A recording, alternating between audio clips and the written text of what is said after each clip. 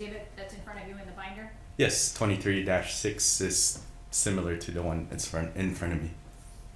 Similar, or is it the same? It's the same. Okay. And if you need to use the pointer, that's fine, but can you just tell us what we're looking at in this exhibit? Yes, so what we're looking at in this exhibit is another histogram that counts the number of the passive data usage transactions that we were talking about earlier this morning. However, this only runs from January 7th, 2021 to January 8th, 2021, so about 30 hours prior to the observed gap. So on the far left of the diagram is January 7th, 2021, 0 hour, which is 12 a.m. on January 7th. And each, and the yellow item on the diagram shows the counts per hour. And so again, these are passive transactions, so not user generated. Correct. And what was the purpose of you creating this exhibit? So the purpose of creating this exhibit, this exhibit shows that there were passive activities in which the phone associated to the defendant was communicating with the cellular network. So I treat it as like a pulse per se, where there's events that are generated by the target number, and the cellular network was detecting it. And this essentially 12-hour gap in time, what can you attribute this 12-hour gap in time to? So as I mentioned earlier, in the morning between approximately 6:35 to 6:34, there were absence of these passive data events, as represented by the gray rectangular element on the diagram. So this is indicative, similar to what I mentioned earlier, that the phone was not connecting to the cellular network. The exact causation of it is not recorded in the records that I reviewed, but typically from training and experience, it indicates that that the device has been either turned off, damaged, or airplane mode, or any other scenarios that essentially incapacitates the device from connecting to the cellular network.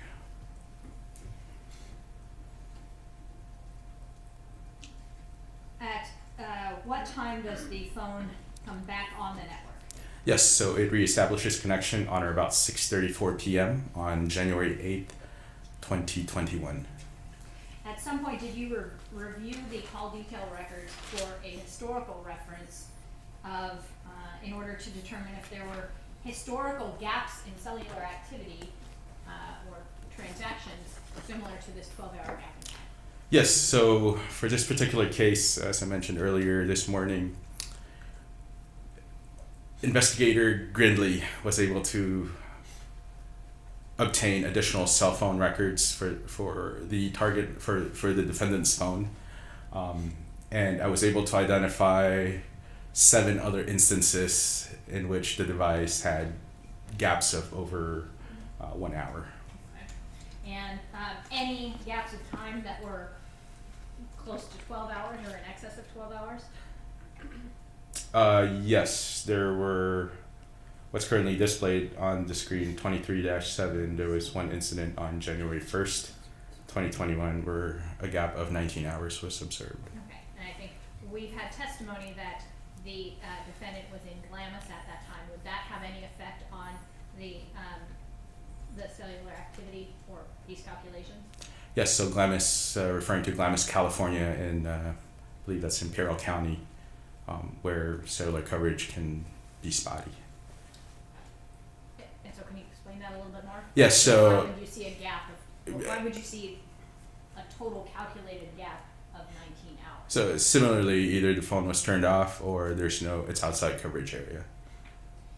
Other than January 1st, 2021 and January 2nd, 2021, the other gaps of time were, the longest one would have been 3 hours and 40 minutes?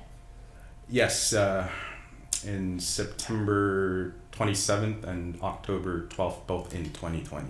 Okay, so fair to say in your examination of the historical usage of this phone, it was uncommon to see a 12-hour gap in connection to the cellular I mean, I was able to review about 3 months worth of historical data for this target number, and out of those 3 months, there were 7 instances, and 2 of those 7 can be attributed to the Glamis trip. And were any of them close to 12 hours of the remaining? No. Did you look at the records to determine what kind of phone activity occurred on the device, or attempts to connect with the device occurred on January the 8th? Attempts to contact the phone number. Yes. Yes. Can you tell us about that? Yes. So the records that we receive from cell phone companies, we don't just analyze it for the purpose of locations. We also can identify transactions that are recorded that don't necessarily have location information, but could be of evidentiary value in the criminal investigation. Specifically on January 8th, 2021, in that 12-hour period, the target number received multiple incoming voice calls consistent with attempts to contact that target number. Okay. And 23-8 is an exhibit up on the screen. Is this an exhibit that is reflective of what you've just testified to? Yes, so 23-8 is another filler slide that I used in my diagram to indicate those findings.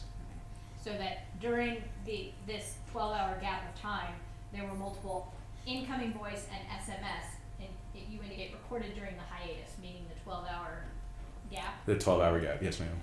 And what, with those incoming voice calls, what happened?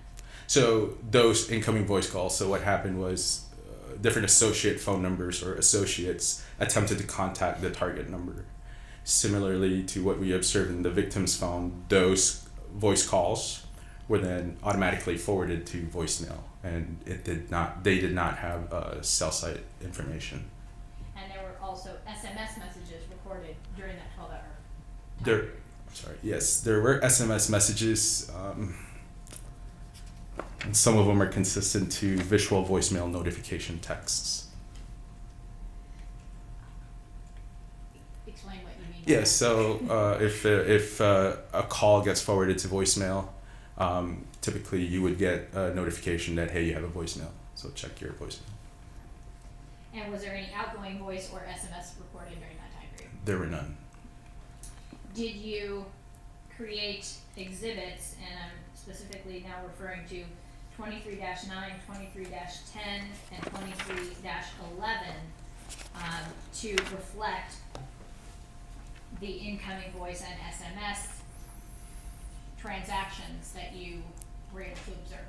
Yes, so 23-9 to 23-11 is a table that lists the incoming voice calls that I mentioned, or that I was referring to. Okay. And I'm not going to project these up on the screen because some of the phone numbers are indicated in the exhibit, but can you explain to us what we see in 23-9?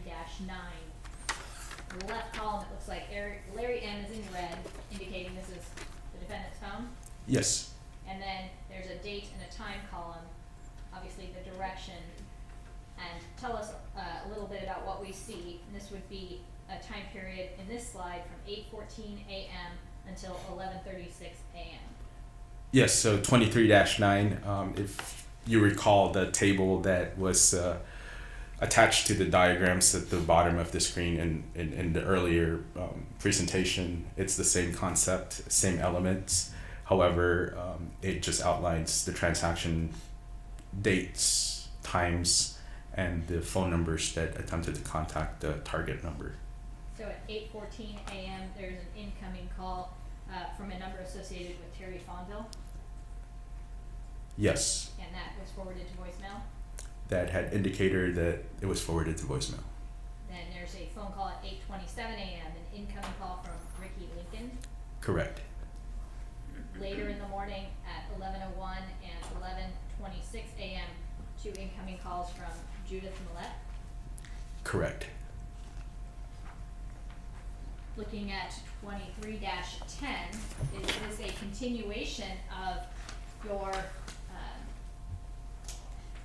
what you observed in terms of incoming calls, texts, or attempts to text the defendant's phone during this time period. Yes, 23-10 are additional voice calls attempting to contact the target number.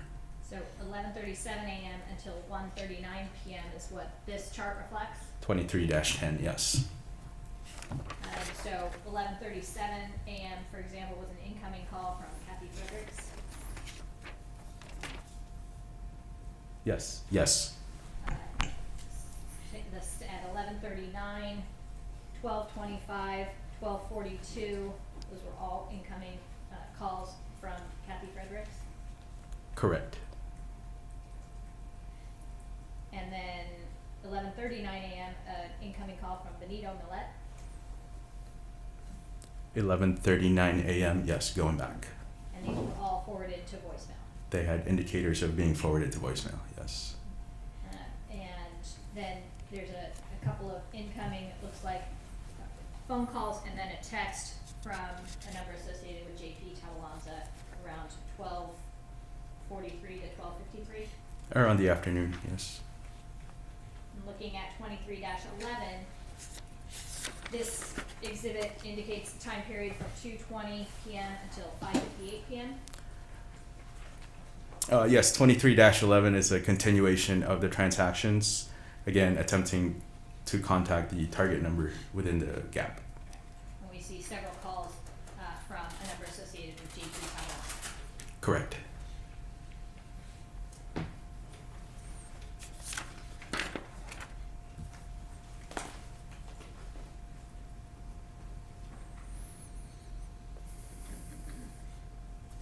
And then looking at Courts Exhibit 23-12, what is it that we now see in this exhibit, which is projected up on the screen?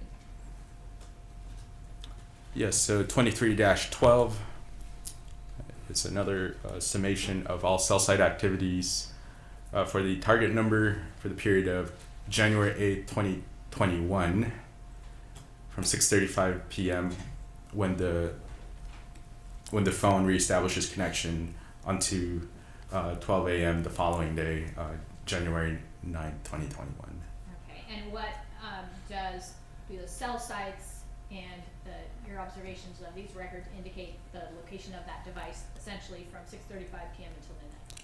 Yes, it's consistent with the phone being in the San Miguel Ranch neighborhood, East Chula Vista.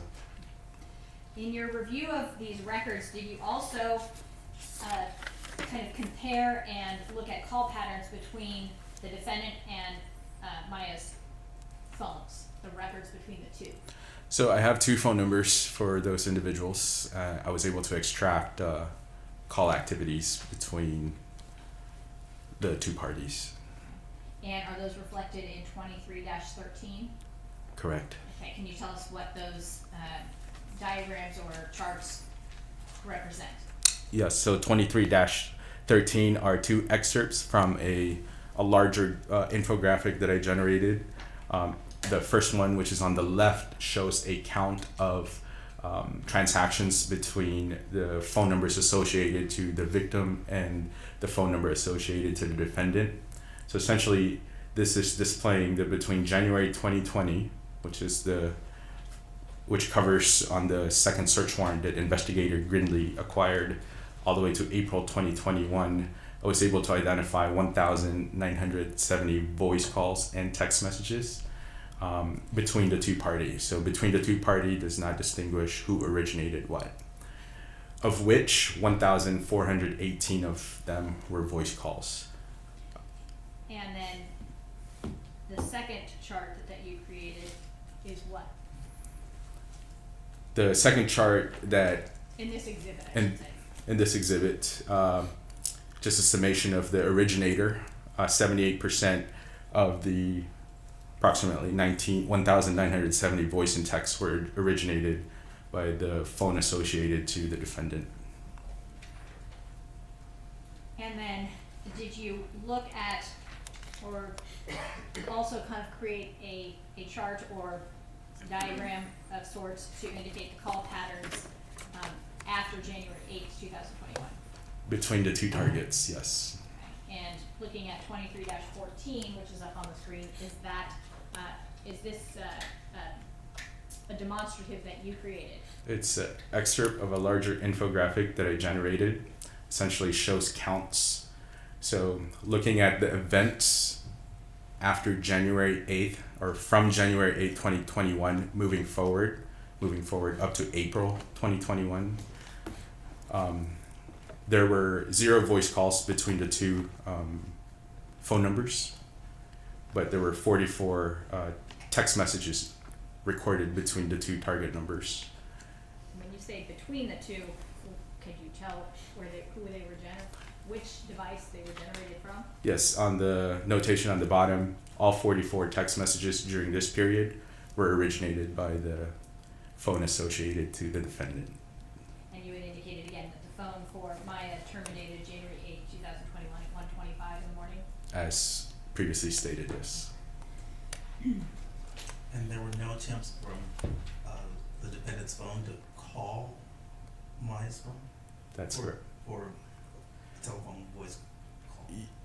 Using the T-Mobile service, yes, Your Honor, there were 0 voice calls.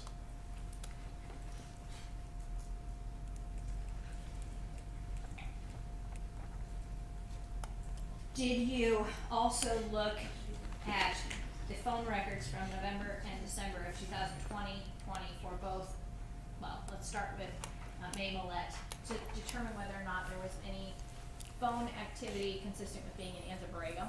So Anza-Borrego is a pertinent location that was provided to me by the investigators. Yes, I did check for cell site locations, events in or around Anza-Borrego. And did you find any cell towers indicative of being in or around Anza-Borrego in November or December of 2020? By whom? By Millete's phone? Yes, so the phone associated to the victim recorded cell site activities in or around Anza-Borrego in East County, San Diego, on 2 occasions. When? December 12th, 2020, and can I refer to my notes just so I can give it? Yes, do you have the notes in front of you? I do. Is that your report? No, it's a note that I have. Okay, go ahead if that would refresh your memory. Yes, December 26th, 2020.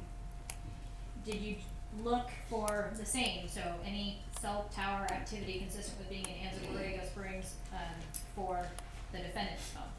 For the defendant's phone, I did check as well. And that was during November and December of 2020? Correct. And what did you find? There was one instance where the phone associated to the defendant recorded activities in Anza-Borrego or the area of Anza-Borrego, and that was on December 26th. That was the only time? Yes, ma'am. Thank you. No other questions? Cross-examination. Thank you.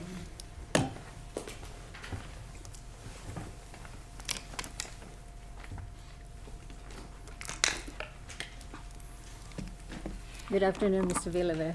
Good afternoon, ma'am. Aside from the victim's telephone and Mr. Millete's telephone, did you have an occasion to also analyze their children's telephone activities? In a limited scope. Can you tell us about?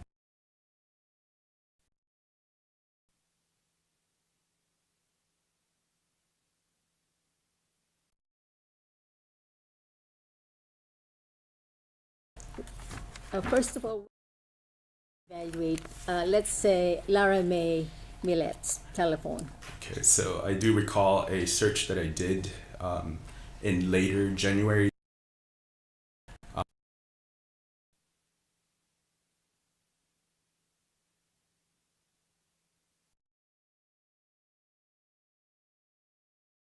On January 7, 2021? Yes. In my recollection, it had very limited location information, and they were all consistent with being in San Miguel Ranch neighborhood, East Chula Vista. And where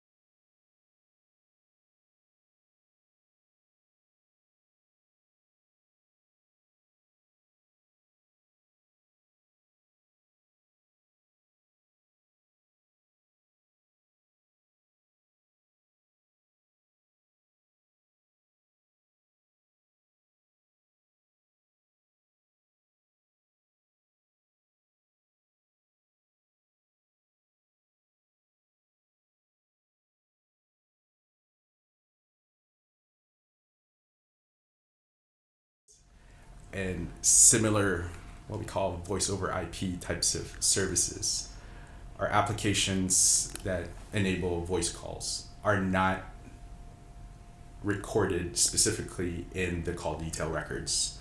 For a voice call to be recorded in the call detail records, in this particular case T-Mobile, it has to employ the voice service of the T-Mobile subscription.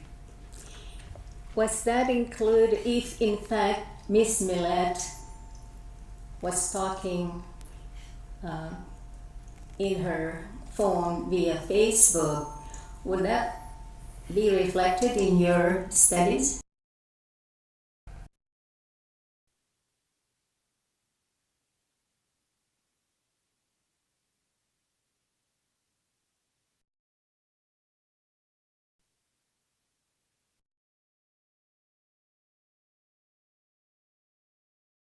The calls in the Facebook.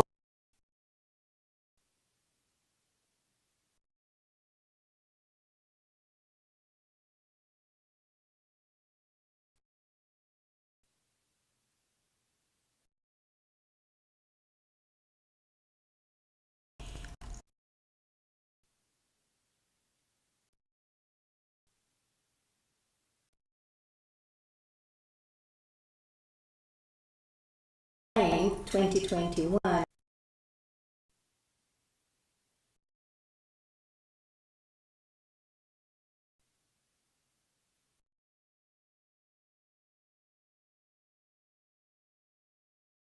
The materials that's available to me right now, there were events or text messages beginning January 9, 2021, from the phone associated to the defendant.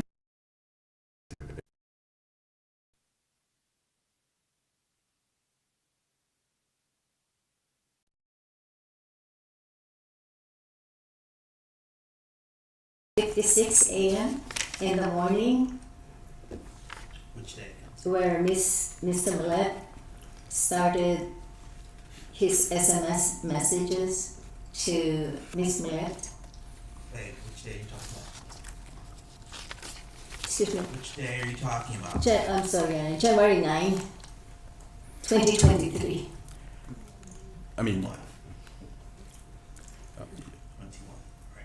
Yes, you answered. yes. So using 23-14, based on my review of the records, the first recorded transaction was at 10:56 a.m.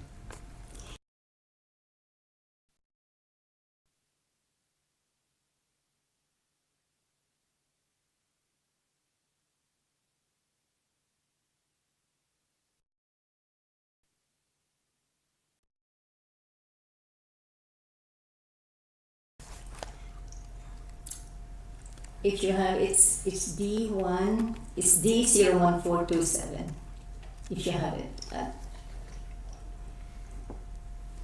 Your Honor, I think she's, can I see the report you're referring to?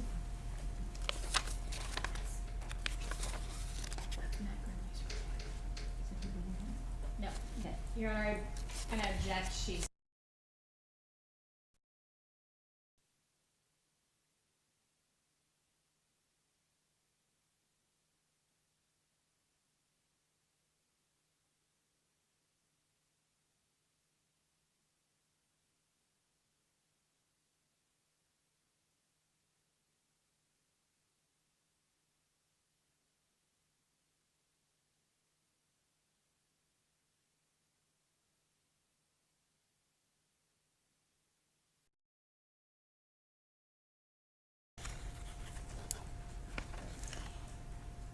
Is it fair to say that the report that was produced by Mr. Greenlee was something that you would not review?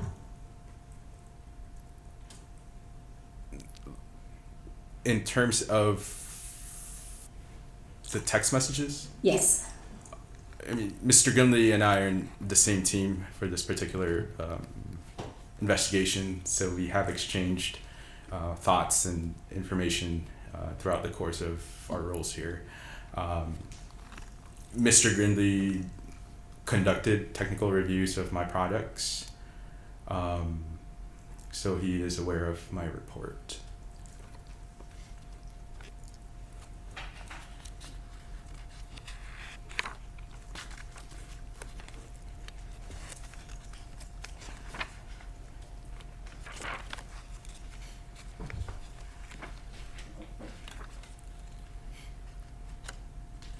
When you examined Mr. Millete's SMS text messages on January the 9th, 2021 until March 30, 2021, would you be able to give us a count on that? The Objection. number of the text messages? Objection lacks foundation. I don't think there's been testimony that he analyzed the content of the text messages. Is that so? I know there's the two groups of text messages, and one's shorter and the other one is longer. And it starts around, one of them actually starts in January 2020 and that goes until April 2021. That was one of the batches.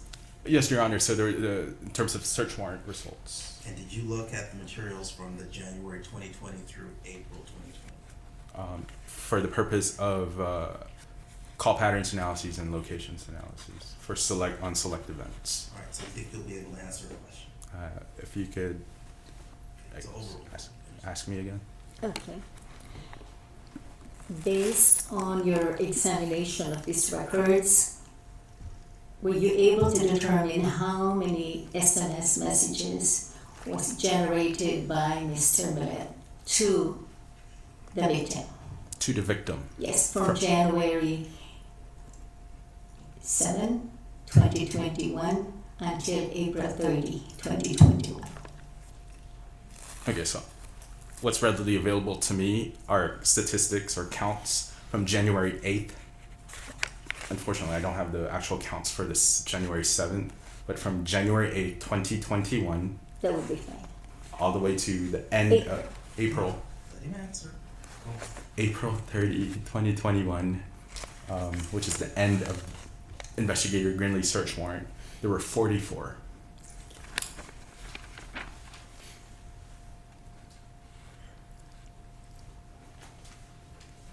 If Mr. Millete was using his daughter's cell phone to text the victim, would that show up in your analysis? Originating from one of the children's phone numbers. Right. Objection. That's not in evidence? And vague and compound All right, and lacks foundation. And yes, that's not an evidence.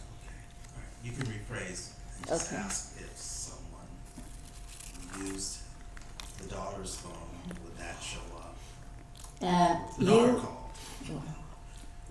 You have stated earlier that you analyzed also Lara May's telephone calls to her mother, right? I said I analyzed the records associated to Lara May on a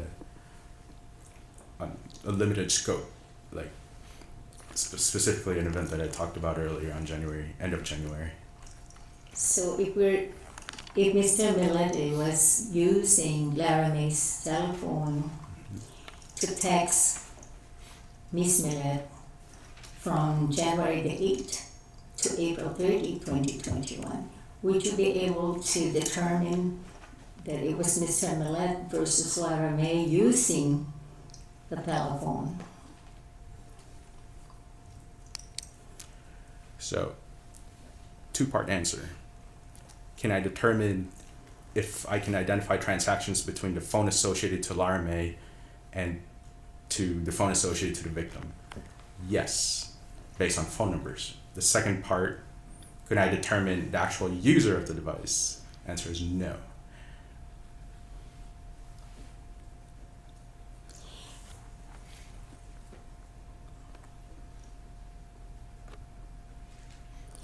Did you also run a study if the other daughter, Melanie Millete, texts her mother on January the 8th, 2021 until April 30, 2021? I did not run a study. Mr. and Mrs. Millete has another daughter. Her name is Millete. Were you able also to analyze cell phone activities for that daughter between that narrow period, January the 8th, 2021 until April 30, 2021? I did not do a specific query between those two target numbers, so no.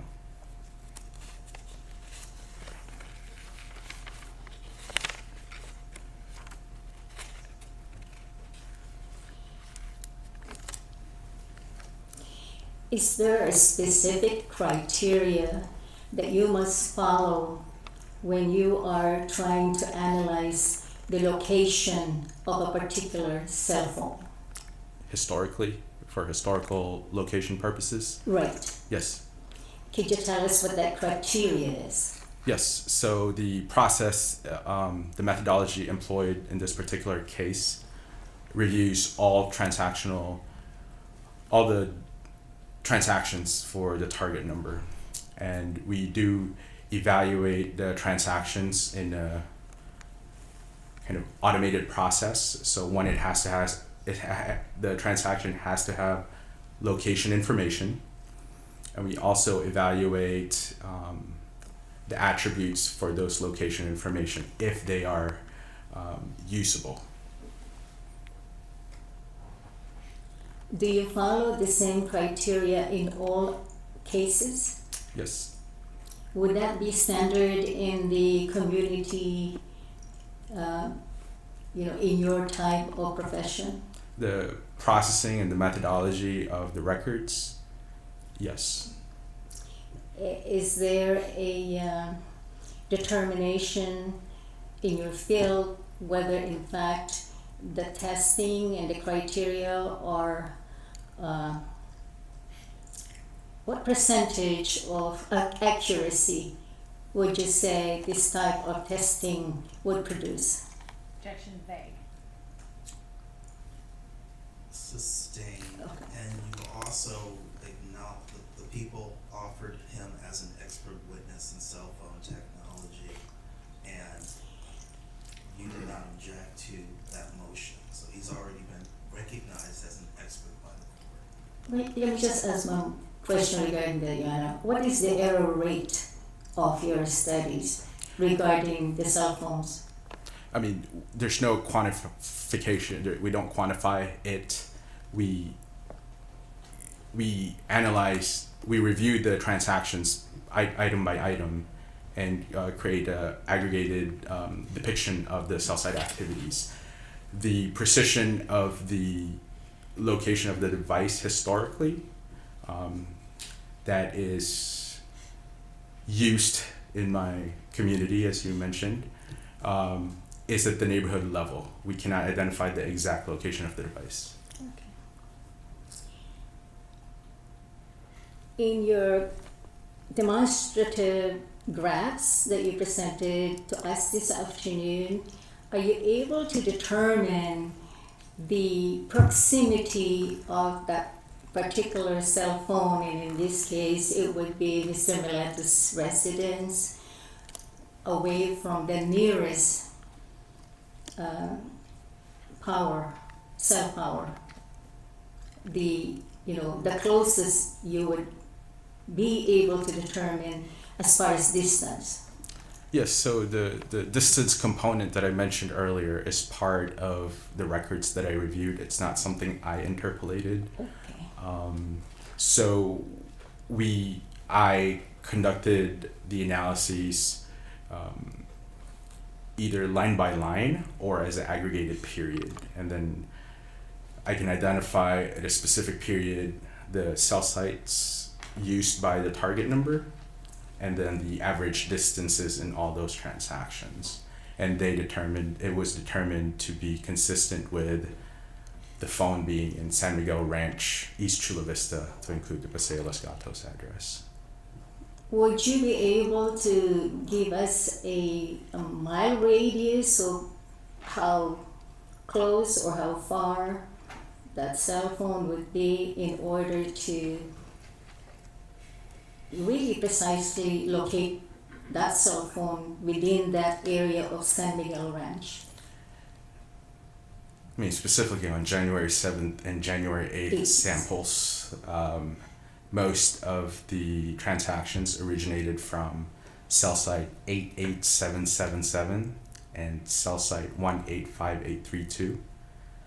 There were several, close to, I'd say more than 100 samples between those period, and the estimated distance ranged from 1.16 miles to 1.25 mile, which from the cell tower, which extends from the cell tower to the 2413 Paseo Los Gatos immediate vicinity. If that cell phone remains where it terminated and no one had found it, and given the technology of its location, would they be successful, or would it enhance their ability to locate, to find that cell phone?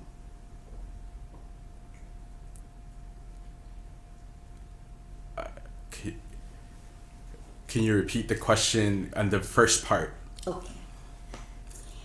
Given that the accuracy of this technology narrowed down to the area where the cell phone is located, would that enhance the ability of a person to find that cell phone?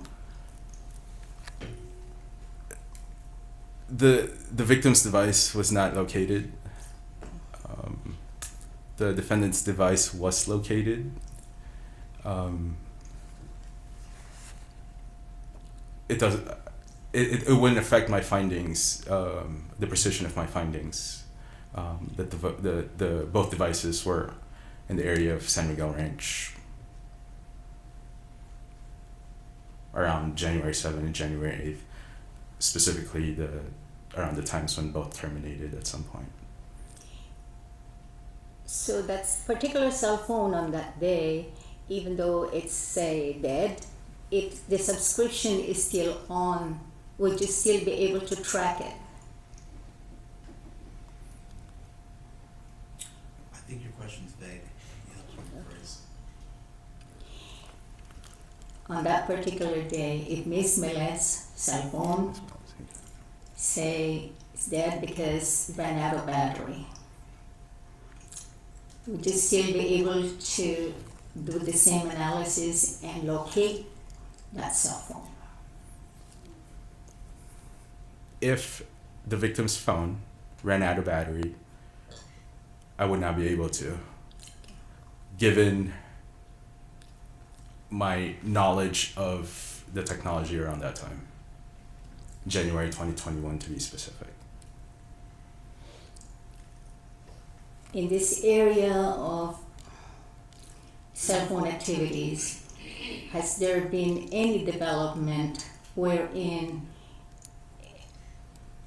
the cell phone and the carrier, person carrying the cell phone, is there any hint whatsoever in your technology whether in fact the person is carrying the cell phone? Right. It's somewhat of a compound question and it's Oh, vague, okay, but I yeah. also believe that it's discovery related and therefore Has there been any technology to determine whether the cell phone is connected to a person or not? Objection beyond the scope, vague, relevant. sustained. What's discovery related?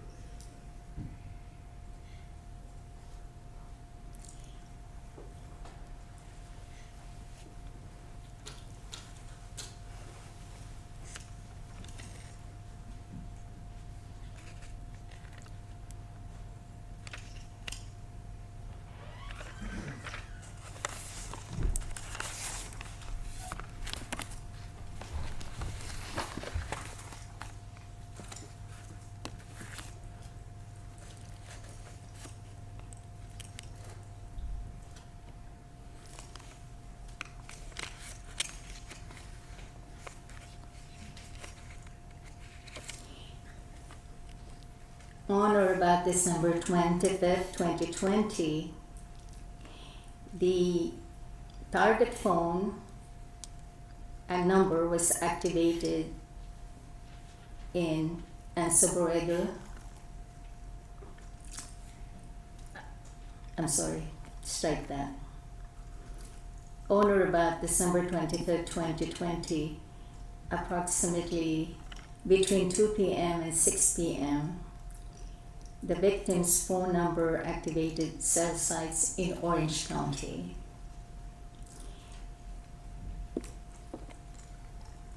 Would it be, if the cell phone is in Orange County, is that going to be connected to another tower in Orange County? A short answer is yes, it would connect to a cell tower or servicing cell sites in Orange County if the device was in Orange County. Okay. And when this same cell phone is now returned in Paseo Los Gatos, it would then be reconnected to the cell tower in San Miguel Ranch. It would connect to a cell site that can cover San Miguel Ranch, yes. That would be the same if the victim was carrying her cell phone and went to Glamis. I'll ask and answer. Okay.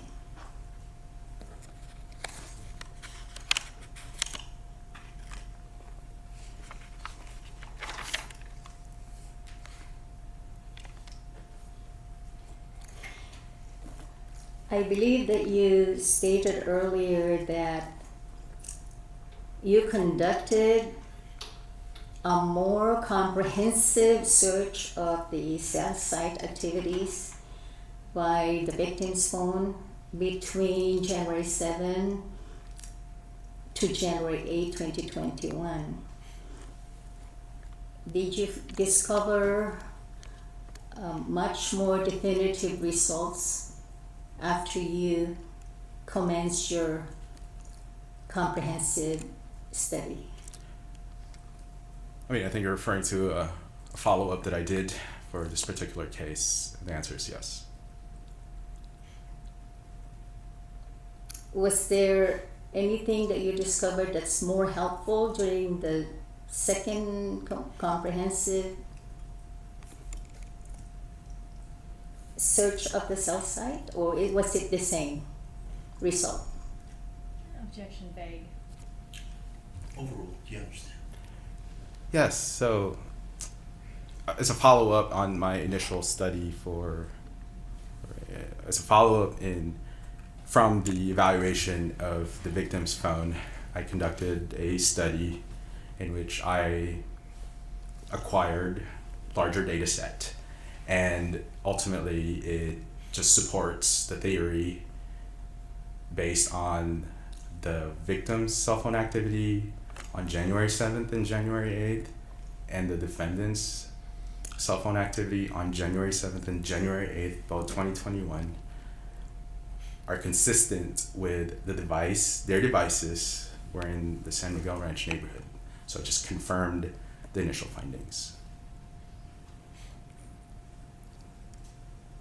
Did that narrow down the location of the cell phone in somewhere in San Miguel Ranch, or did it stay about the same distance from the cell tower? It confirmed that the cell sites observed on January 7th and January 8th do in fact cover San Miguel Ranch neighborhood to include the immediate vicinity of 2413 Paseo Los Gatos in East Chula Vista. Would there be any technology based on your knowledge and experience to definitely pinpoint whether this cell phone, victim's cell phone, was inside her house in Paseo Los Gatos? In a historical capacity, no.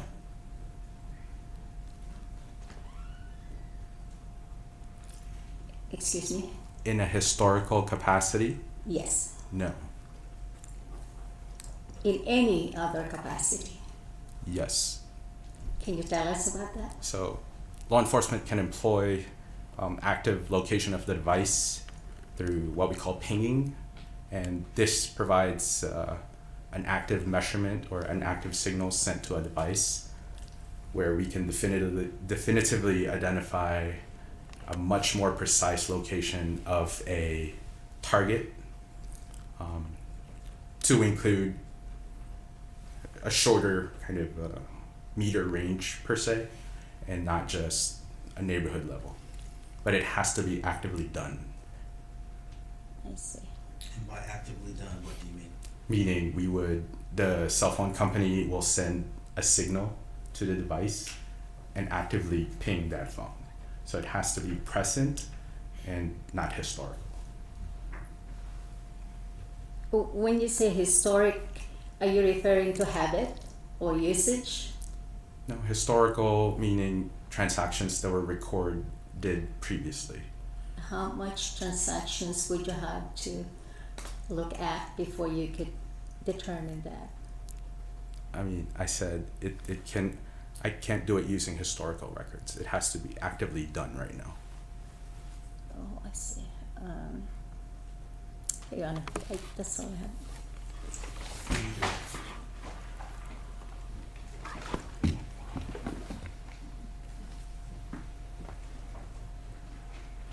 You've testified about the phone, the victim's phone, Millete's phone, terminating at 1:25 in the morning on January the 8th.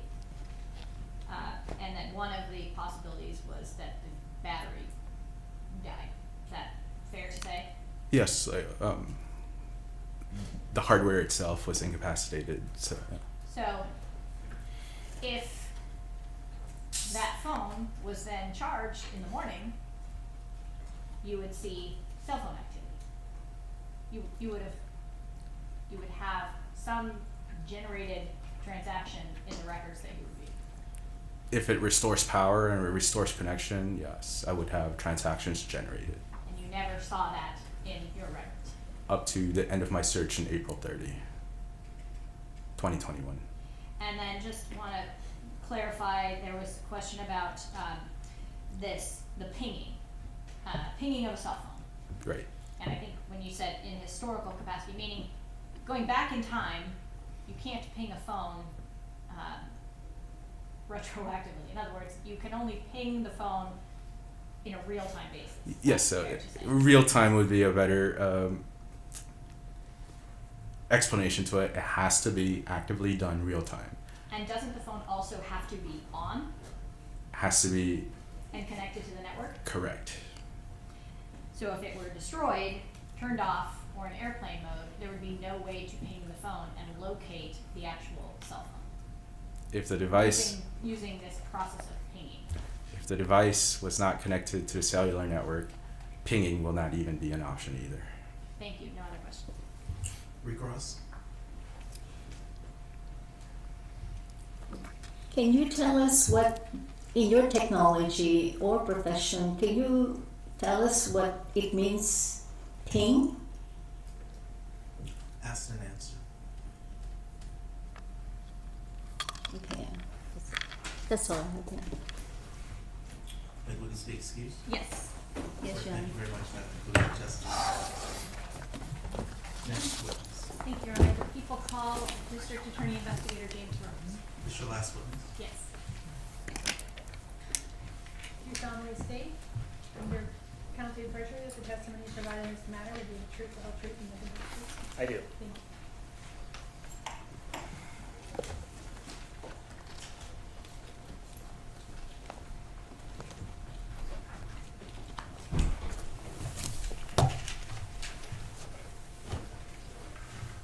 Can you please state your full name and spell your last name for the record? Yeah, James Rhodes. Spelling is Rhoades. Good afternoon, sir. Good afternoon, Your Honor. Thank you. Investigator Rhodes, where do you work? I currently work for the District Attorney's Office as an investigator for the County of San Diego, and I've been employed since 2019. Previous to that, I worked 11 years for the San Diego Police Department. What did you do for the San Diego Police Department? I worked patrol, and then additionally I worked in domestic violence investigations, child abuse investigations, and homicide investigations. What's your current assignment with the District Attorney's Office?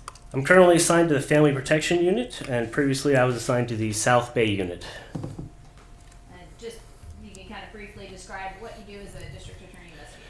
Yeah, it's a wide range of tasks, all pre-trial investigations, essentially thinking of what a detective would do once the case is provided to the District Attorney's Office.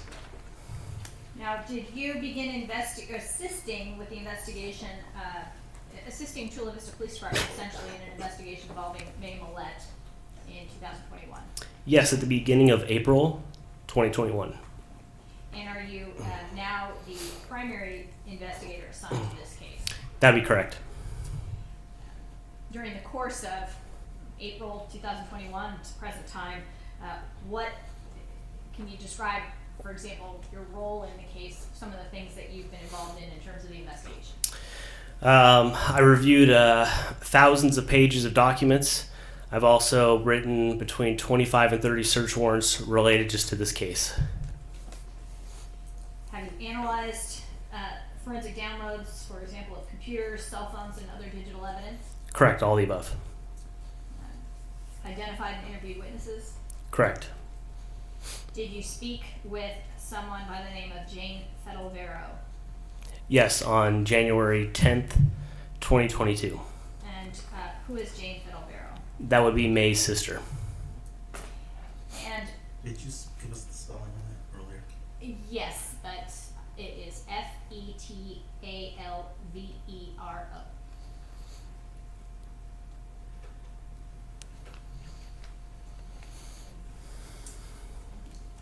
May I proceed? Yes.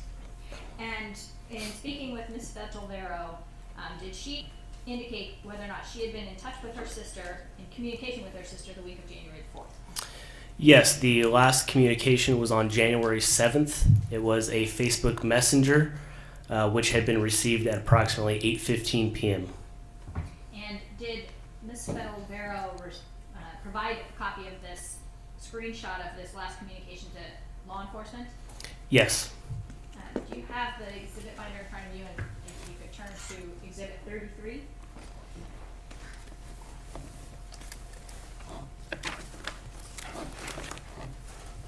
And do you know whether or not this communication, what method of communication did it come from? Text, email, or some other? This would be a Facebook Messenger. And looking at, of course, exhibit 33, projecting that up on the screen, you recognize that exhibit up on the screen, Yes, and it's the same in the book. right? And what did Ms. Fetalvero describe for you was the substance of this communication?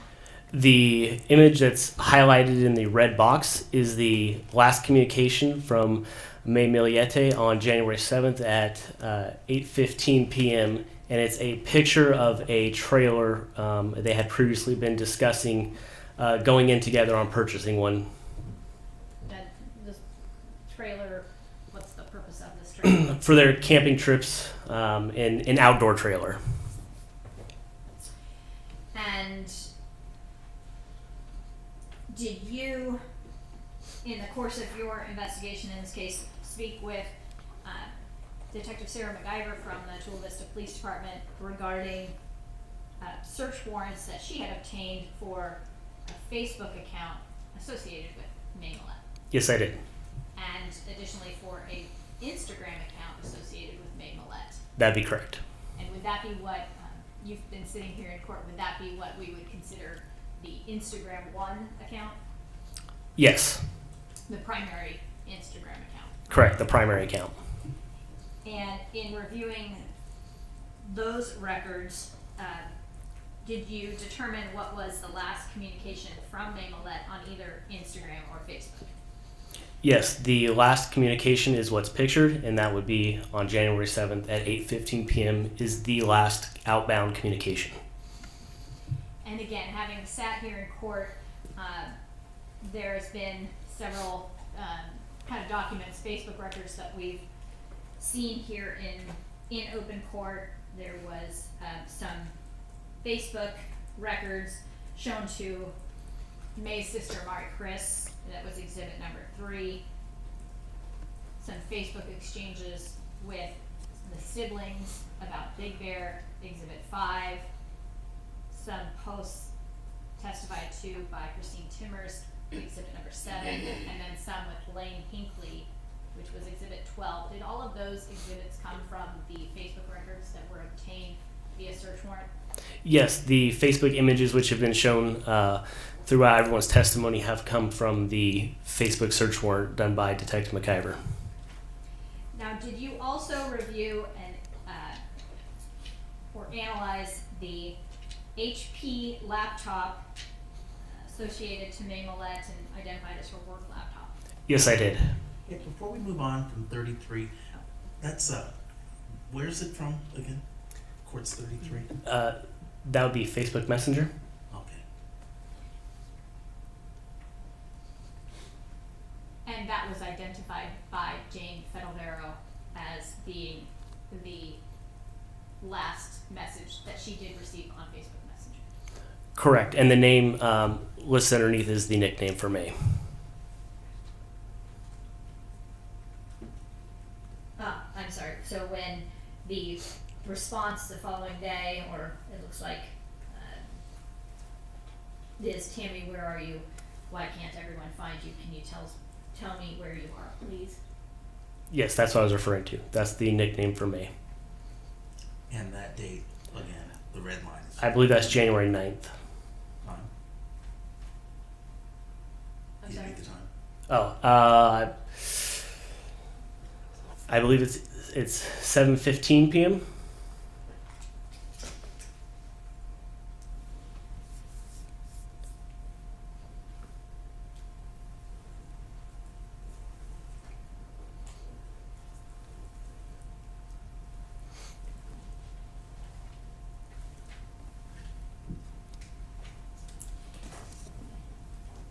May I approach the witness, Your Honor?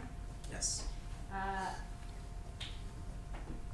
Would it refresh your memory to take a look at the exhibit without a red line through it? Yes, it would. Let me go ahead and show you a copy of the same exhibit. Can you tell us what the date and time is of that post to May where Jane is referring to her as Tammy? Yes, that would be January 9th at 7:15 p.m. Did Jane indicate whether or not she had ever heard back from her sister or had any other communication from her sister after January 7th at 8:15 p.m.? No, this is the last outgoing communication. Now, going back to the HP laptop, identified as May's work laptop, you indicated that you did review that computer forensic download, That's correct. and did you determine whether or not there was any activity on May's work computer on January 8th, 2021? There is no activity documented on January 8th or afterwards. There is activity documented on January 7th, but on January 8th forward, there's nothing. What's the last activity, if you recall, on January 7th? I believe it would be a systems operation at around 4 p.m. on January 7th.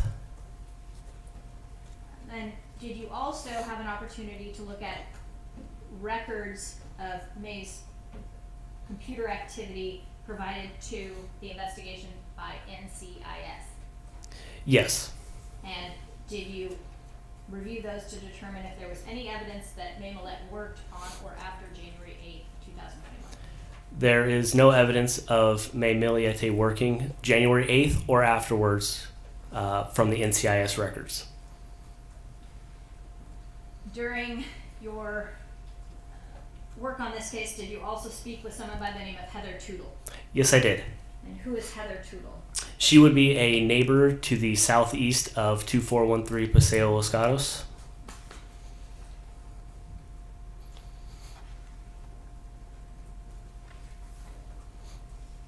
And where did you meet with Ms. Tootle? At her residence. And go ahead. Would you like the address? Yes. I believe it's 2385 Plaza Eva.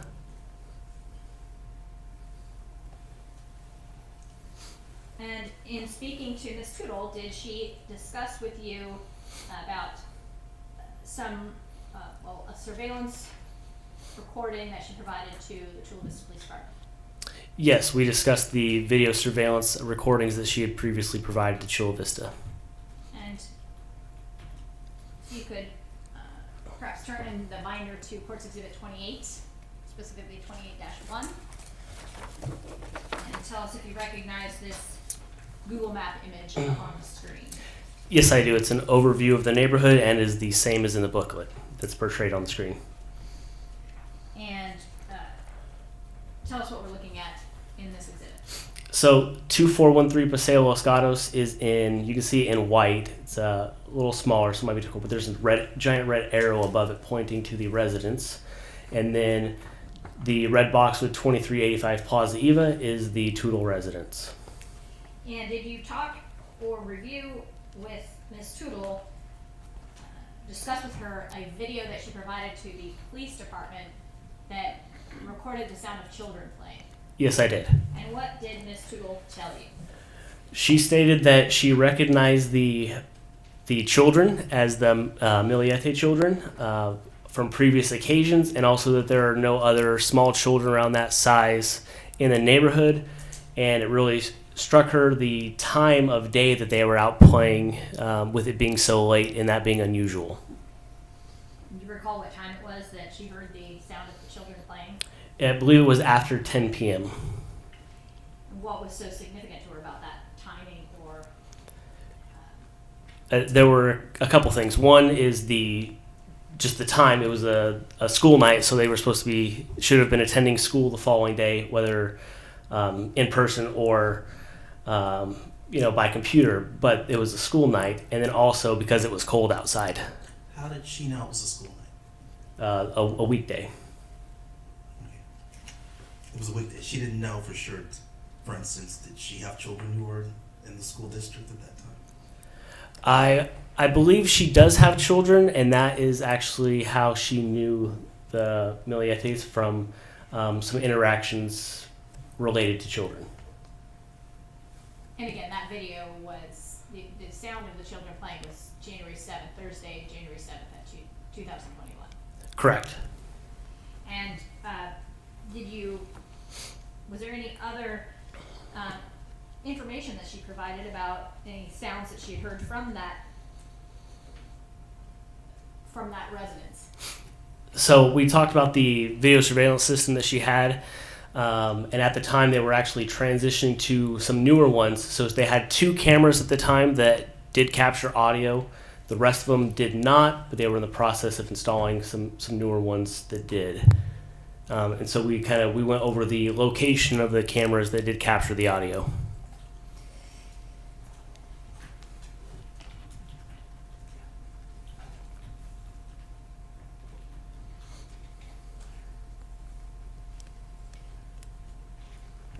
Did you take photographs of the locations of the video cameras? Yes, I did.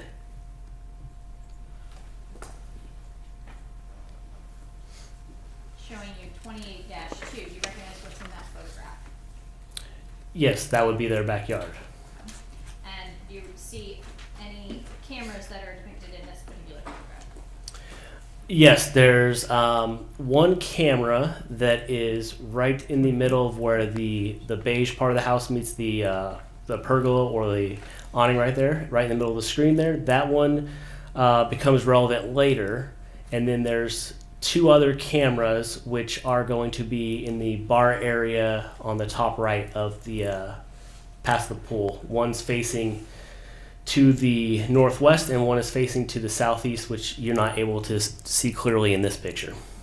So this is the backyard of the Tootle residence? Correct, and this is a view facing southward, so this would be away from 2413 Paseo Los Gatos towards Calle La Quinta. And then 28-3, what are we looking at in this photograph?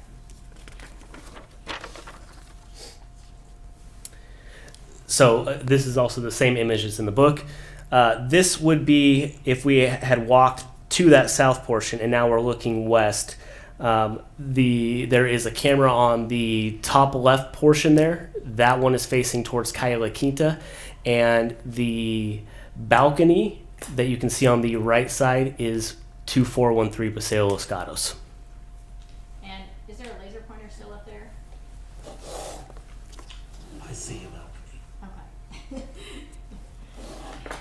Looking at 28-4, can you tell us what you see in that photograph?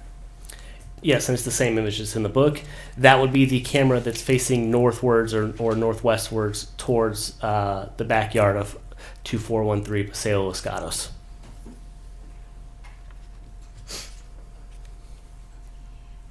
Now, did Miss Tootle say that she had heard the sound of any noises coming from that residence on any prior occasions? Yes, and I'm just going to back up 1 second. Just to be clear, this is the camera that captured the noise of the children playing. This, the video camera that we see in 28-4. Correct. And to answer your question, yes, she previously had heard arguing, a male and female voices, and this is prior to January 8th, 2021, as well as the sound of someone playing the guitar. Did she hear those sounds after January 7th, 2021? She had not. Did you have any knowledge of May Millete playing guitar? Yes, I did. That was something that she did, that was a hobby of hers? In reviewing multiple of her social media records and witness statements from friends, it was one of her main hobbies, and there were a lot of videos that she had taken of herself playing the guitar. Did Ms. Tootle provide you with some additional surveillance footage on that particular day when you met with her? And I believe that was May 25th of 2022? Yes, she did. She said there was another incident, and I believe it was May 19th, 2021. And what was it that she did? She stated that she was at home. It was approximately 8 p.m. at night, and she felt her windows rattling. So she proceeded to go out into her backyard, and she could see a large fire in the backyard of 2413 Paseo Los Gatos with a single male standing by a large fire pit, and that she believed it was Larry Millete. And she described the fire as being something to burn stuff, not in a recreational sense. Did she provide you with a copy of that video? Yes, she had taken a video, a phone video of the recording 2 hours later that night, and so she still had that in her possession, and she provided that to me. Okay. And did she tell you which video camera that footage was captured on? Yes, that would be the first camera that I referenced that would become relevant later, which is this point in time. So the one in the middle of the screen there. And And you're showing, This is 28-2. sorry, yes, on 20. So, and at the point in January 7th and 8th of 2021, this camera had not been replaced and did not capture audio at the time. However, at the May 19th incident, it had been replaced and did capture video and audio. And moving ahead, 28-5, what would this be a photograph of? This would be a view from that kind of that bar area on the southwestern portion of the backyard that's looking out towards 2413 Paseo Los Gatos, and this would be directly in front of the camera that captured the children playing, the noises of the children playing. And using this, so if we were standing where this photograph is taken, where would the pool be in relation to this photograph? Just to the right, straight forward and to the right.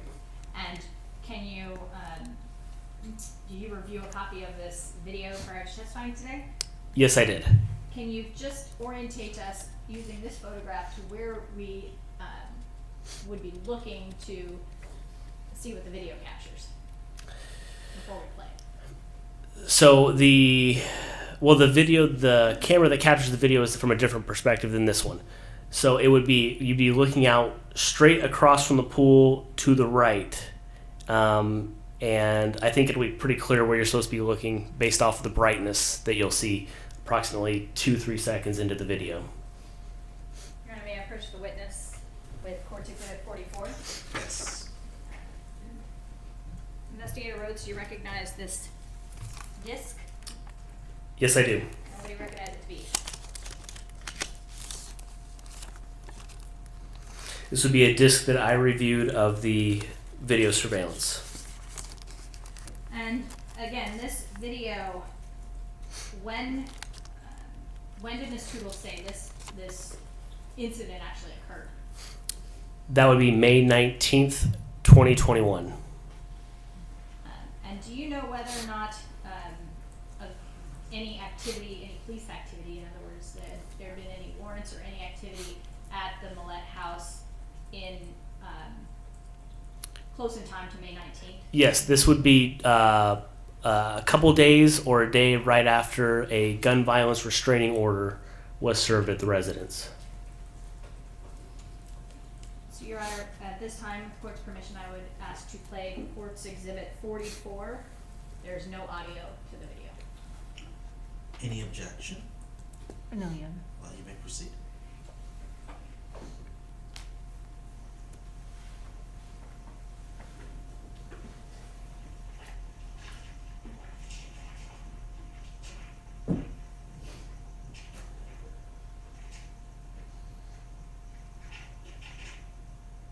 Madam Clerk, could we get the lights down?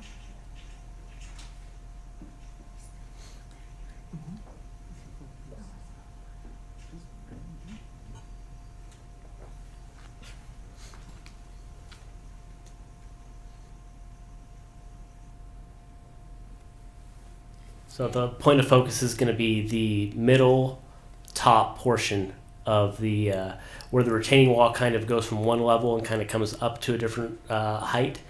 Directly in that area is where the lighting you're going to see changes. Well, so how long is the video? We just watched it and... It's about 30 seconds. Did Your Honor need to see it again, or? Did I miss it? I was taking notes. I think with the dark, with the lighting, it was a bit difficult.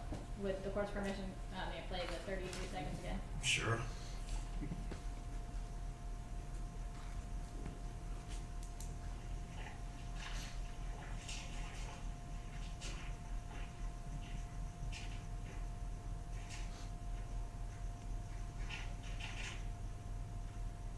Did you start it from the beginning? I did. Okay, so I noted that there was bright flashes within the first 5 seconds or so of you starting it. The video will speak for itself, but I did see bright light consistent with what the witnesses testified to. Thank you. And then, Investigator Rhodes, did you learn that there was an item that was actually recovered in the fireplace of the, in the backyard of the Millete residence on October 19th, 2021? Yes, I did. That would be the credit card, which could not be distinguished on any of the identification could not be distinguished on the credit card. You can't tell anything about that credit card? It was pretty burned. And the paperwork that was found next to it doesn't provide any clue as to the credit card?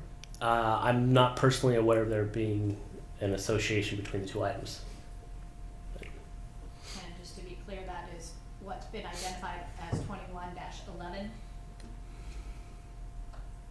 Is that correct? Correct. That's the credit card we're talking about. Yes. And have you been in the backyard of the Millete residence? Yes, I have. And the fireplace that we see in 21-11, that's the photograph as you look at this exhibit on the left. Where would that be in relation to the video that we just watched? It would be in the same general area. Right, so this search warrant was conducted on October 19th, so that's 5 months after the fire, correct? Correct. Did she say if he had other fires over that 5-month period? This was the only one that was notable to her, and particularly because she actually felt her windows rattle, is what made her actually go outside and take a look. Did you also speak with, well, she's now a district attorney investigator, but then Detective Rosario, who assisted in a search warrant on January 23rd, 2021? I did. And you're jumping around a bit. Investigator Rose is kind of covering a few odds and ends, and so I don't want to be I'm kind of moving into a slightly different area, but As long as you announce it, I'll note it and I will follow along. January 23rd, 2021, did you speak with then Detective, or now Investigator Rosario, about her work and observations at a search warrant on January 23rd? Yes, particularly related to a computer in one of the children's bedrooms. And what was it that, well, first of all, I want to show you Courts Exhibit 20-5, and do you recognize what was identified as a photo taken by David Garber? Seems like a long time ago now, but indicating that this was observed on one of the children's computer screens. Did you speak with Investigator Rosario about what she observed? Yes, I did. And what was that? So this would be a computer in Laura May's bedroom, and it appeared to be primarily used by her. However, there was one video, there was a note or a set of files contained on the computer which had the folder name, folder would be more appropriate, folder name of Daddy's file. And so they did not want to impound the computer because it was primarily used by Laura May. However, they wanted to document some of the information on there, so they took this photo of the search history, and they established that it was also used by Mr. Millete because there was a folder on there labeled Daddy's file, and Detective Rosario had spoken to Mr. Millete that that was his file and asked her specifically as a female to look at it because it contained sexual videos between himself and May. And did she identify both 20-5 and 20-6 as essentially photographs from that same computer? That would be correct.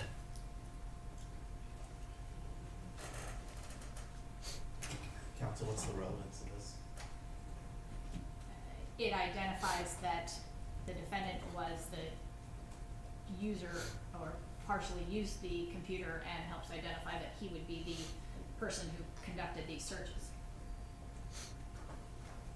And the searches are how to torture someone without harming them physically, emotionally, and spiritually. Okay, I get your offer of proof. You may ask now. I think that was all with my line of questioning in terms of establishing these two these two photographs, 20-5 and 20-6. I just don't think there had been testimony yet to establish the basis of those two exhibits. I'm going to move on now and ask you some questions about some financial analysis that you did in relation to this case. Did you review credit reports that were obtained via search warrant for Millete? I did. Did you review credit reports obtained for the defendant? I did. Did you review Navy Federal Credit Union financial records obtained via search warrant for Millete? Yes, I did. As well as the defendant? Correct. And can you describe for us kind of the format of their account and May's access to the funds in their account? Yeah. So primarily, most of the funds are related to the Navy Federal Credit Union, which is their primary bank. Within there, they have their joint accounts, which they would both be listed on, which had checking, savings.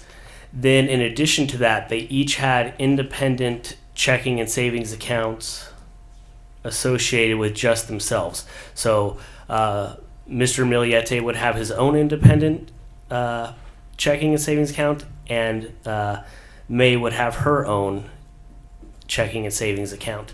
And then the records went back to January of 2020.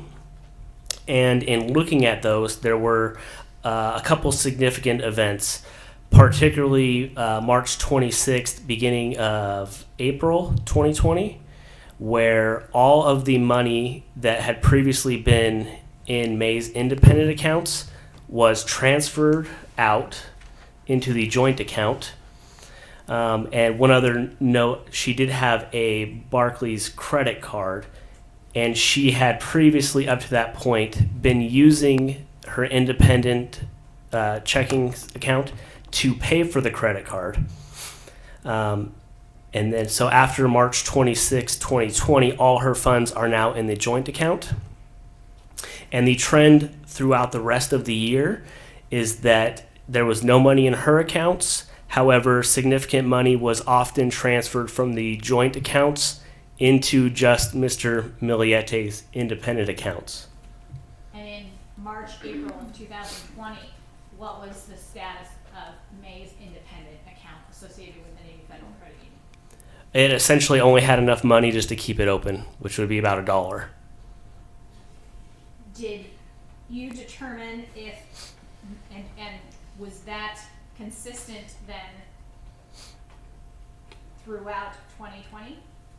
Yes, that would be consistent where she no longer had any money in her accounts, and money would be moved from the joint accounts into Mr. Milliete's independent accounts, which would be only under his name.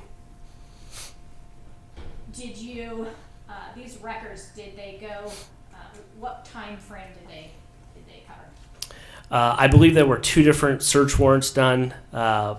One, I think, was a little bit more limited in scope, but essentially it goes from January 2020 to, I believe, April of 2021.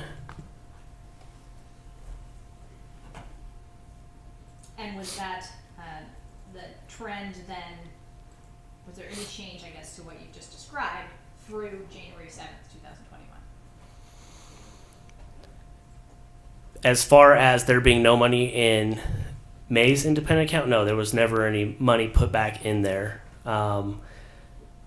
The approximate amount, there was more money withdrawn from Mr. Milliete's independent accounts after January 7th, but the trend is essentially the same all through 2020.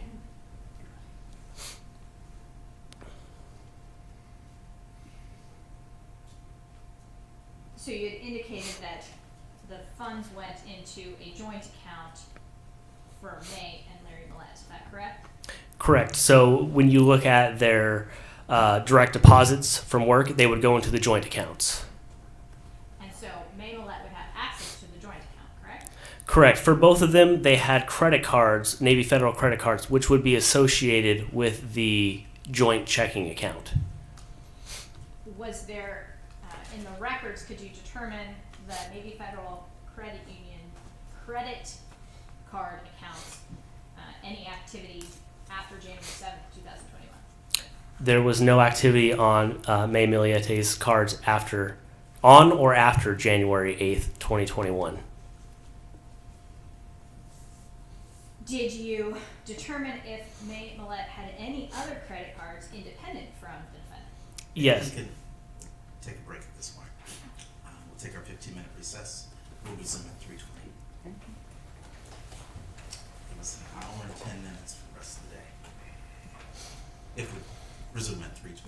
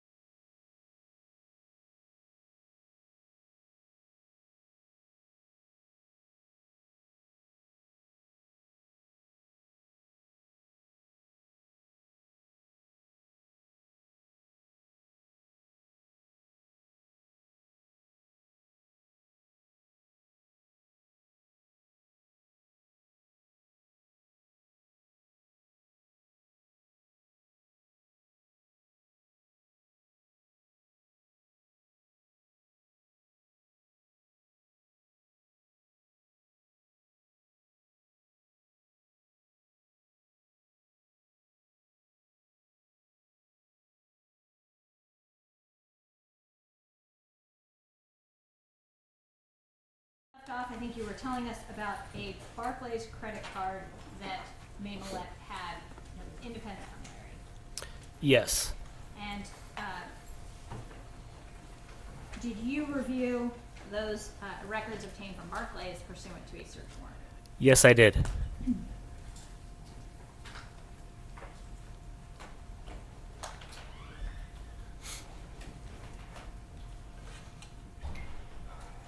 looking at what's already been identified as Courts Exhibit 21-7, do you see a Hawaiian Airlines card with the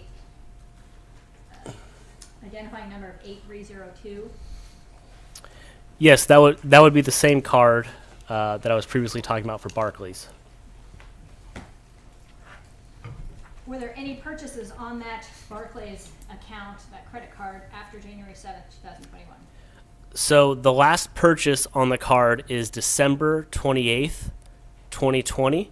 There is a payment that was made on January 5th, 2021. That is the last activity on the card, so there is nothing on or after January 8th, 2021. And did you determine in your review of the records with regard to that card whether or not there was credit available on that card as of January 8th, 2021? Yes, the card still had available money. And were there any payments made recent in time to January 7th, 8th, 2021? Yes, that would be on January 5th, 2021. What was that? That was a payment from a savings account to the credit card as your monthly payment. How much was that payment, roughly, if you recall? I would have to look at my report again or look at the notes. Do you have those readily available to you? I do. I have some notes pertaining to it. And just while you look at that, could you describe for us, you said payments were made from a savings account. Yes. So as I described in April of 2020, the Navy Federal account for her independent accounts no longer had any funds, and those were where the credit card was being paid from. So a savings account, which was actually connected, a Barclays savings account connected to the credit card, was opened in April of 2020. And discretionary funds from her employment went into that account, $500-600 a month, and that's what she used to pay for her credit card. And I don't know that it's necessary to tell us exactly how much the payment was, but was it fair to say it's a couple $100 at least of a payment on that credit card? That'd be correct, and there was still a significant amount of money available on the card.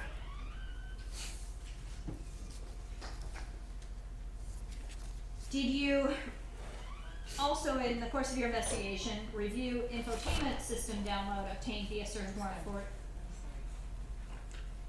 In the course of your investigation, Did you review an infotainment system download obtained via search warrant for the black Lexus that had the license plate of Milete?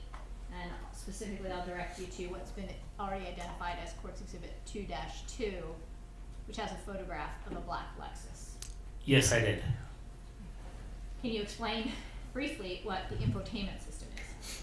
So the infotainment system is, kind of generally speaking, is just the computer system for the vehicle, often in the center console area.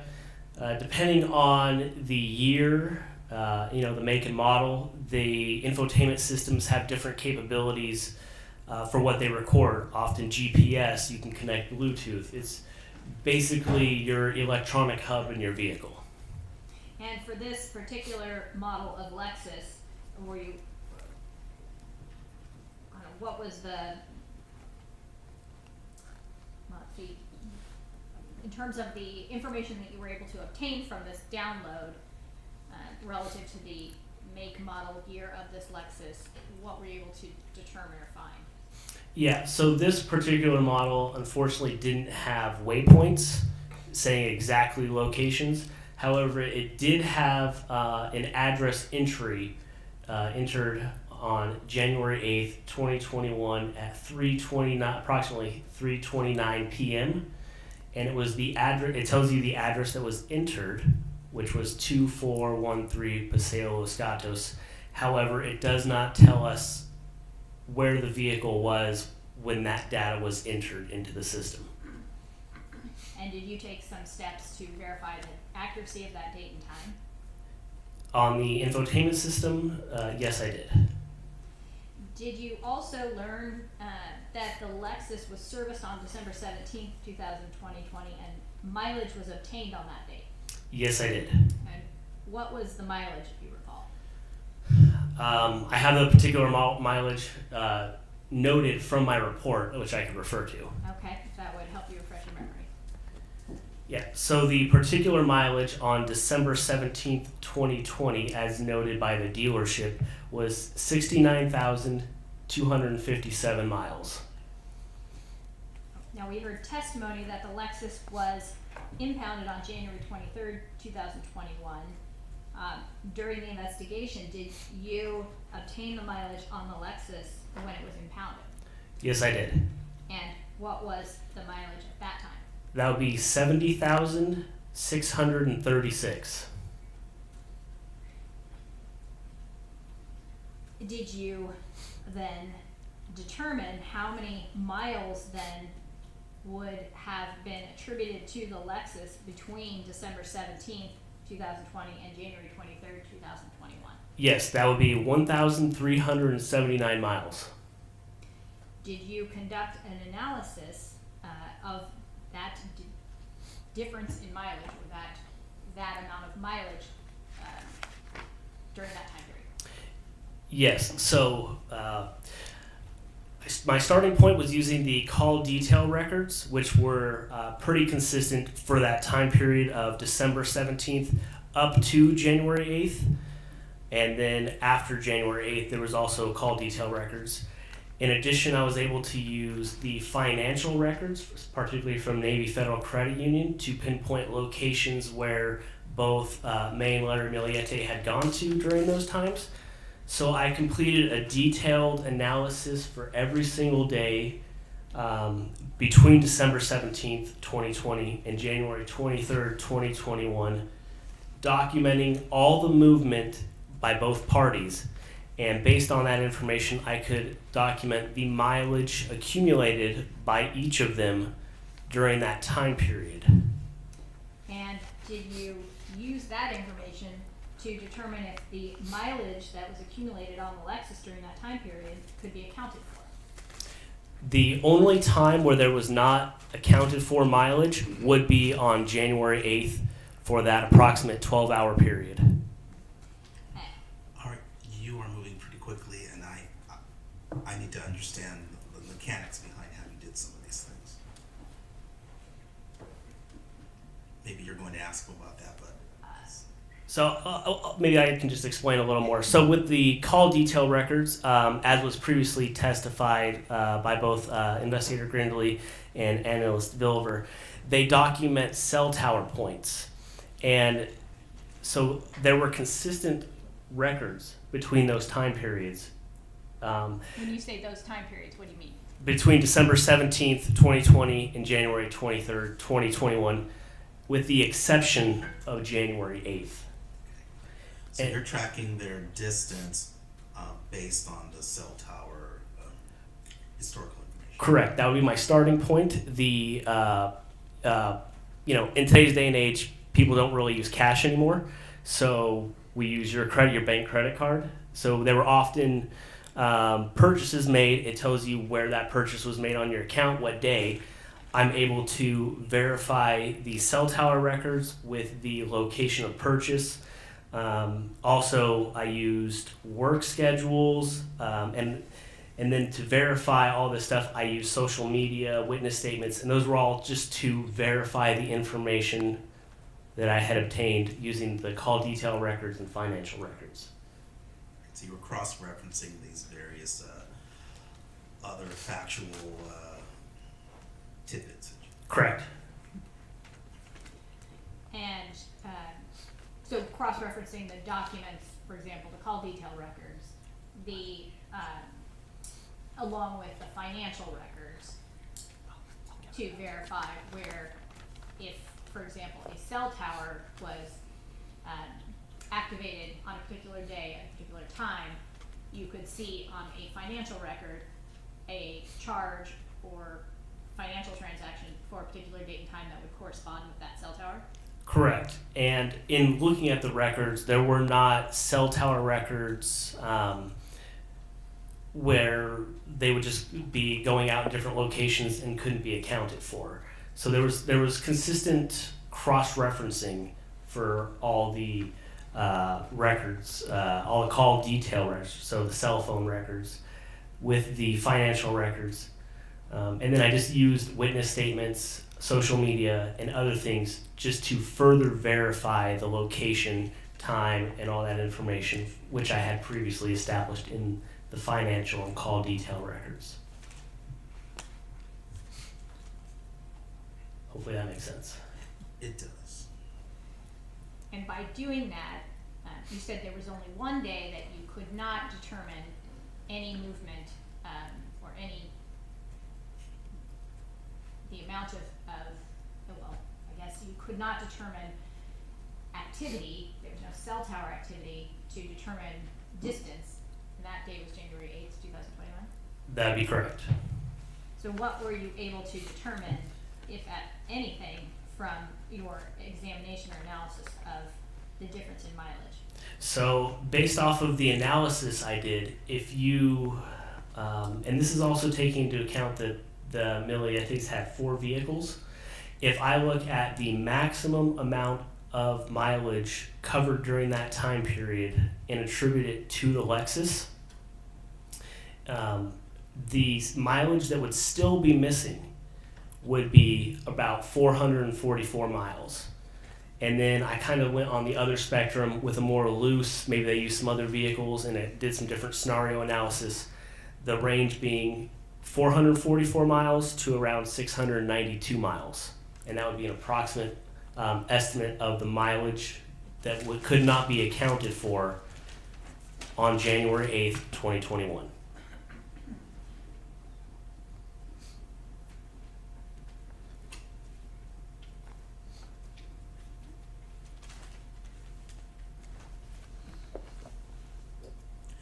Given that you said the actual range goes up until January 23rd, how do you account for the fact that there could be extra mileage between the 8th and the 23rd? Correct. That analysis does include mileage accumulated after between January 9th and January 23rd, 2021. There is mileage included in that estimate. And you still believe that your estimate's still accurate, accounting for those days after the 8th? Correct. So to be clear, what you described that you did for each day up until January 8th, 2021, you did for all the subsequent days until that Lexus was impounded? That would be correct.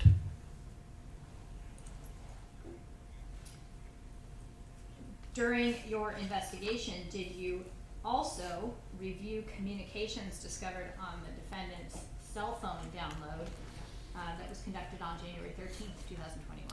Yes, I did. And did you find something on that cell phone download that caused you to then write further search warrants? Yes, there was email communication on Mr. Millete's phone to individuals whom he identified themselves as spellcasters. And there were a couple of particular entries that I then used to get search warrants to obtain further records, because the emails that were obtained from the phone were not complete. It was only fragments, so it wasn't a complete capture of those emails. And what search warrant did you obtain? So I did a search warrant for Cal Astrology and one for Fiverr, Fiverr. Can you explain what Fiverr is?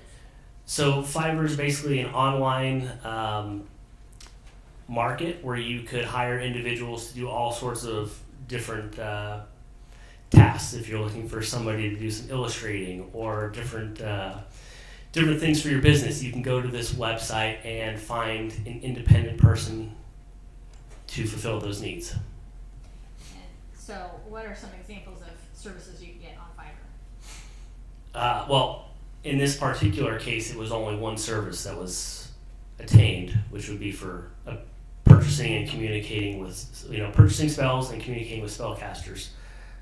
But you could get, like I said, an independent illustrator or graphic arts design, something like that. You could get on that website. So a variety of different creative services, essentially. Yes. And did you obtain records from Fiverr pursuant to the search warrant? Yes, I did. Did you also see in the financial records for the defendant some purchases to Fiverr? Yes. So the financial records had purchases to Fiverr, and it also had PayPal purchases to individuals who were later determined to be spellcasters. And during this investigation, did you also obtain, you said, a search warrant for Cal Astrology? Yes. And explain what that is. Cal Astrology is a magic spellcasting website which you can go on and purchase spells or spell-related items. And why did you seek out this search warrant? What led you to this? The Cal Astrology, I think in two places. I think it was in the PayPal purchases, and as well as there were some emails located on the phone download. So the defendant had a PayPal account? Yes, and it was connected directly to his checking account. And so in those records, you saw some purchases to this Cal Astrology? Correct. In preparation for this hearing, did you work with members of the district attorney's office to create an exhibit to represent these communications? Yes, I did. And if you could explain the different sources, well, first of all, if you can explain a little bit about what these communications were.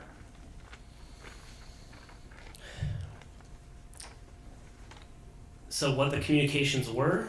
Well, in other words, is it fill out a form and send it to a company, or we've talked about communications. How did those communications get generated? Okay, I see. So for Cal Astrology, it's a website. You can just go on and you can select the items. They have different spells, different items that are related to magic or spellcasting on there. You put them in the bin just like you would on any other website and make the purchase. Then that would generate an email with the confirmation, and oftentimes the individual can write notes on what they desire to obtain from their purchase, whether it be the spell or the item. So that would also be included in the confirmation email sent from Cal Astrology. The Fiverr would often be developing, you contact an individual, you establish a line of communication with them and what their services are, and then you purchase what they're providing. And then once the purchase is made, is there an opportunity for the buyer to then communicate with the person they're purchasing from? Yes, in the case of Fiverr, it's almost like an email, so you can just continually send messages back and forth. So the exhibit, and I'm specifically going to refer you to Court's Exhibit 27 that was created to represent these different communications. What is it compiled of? What are the various sources for this exhibit?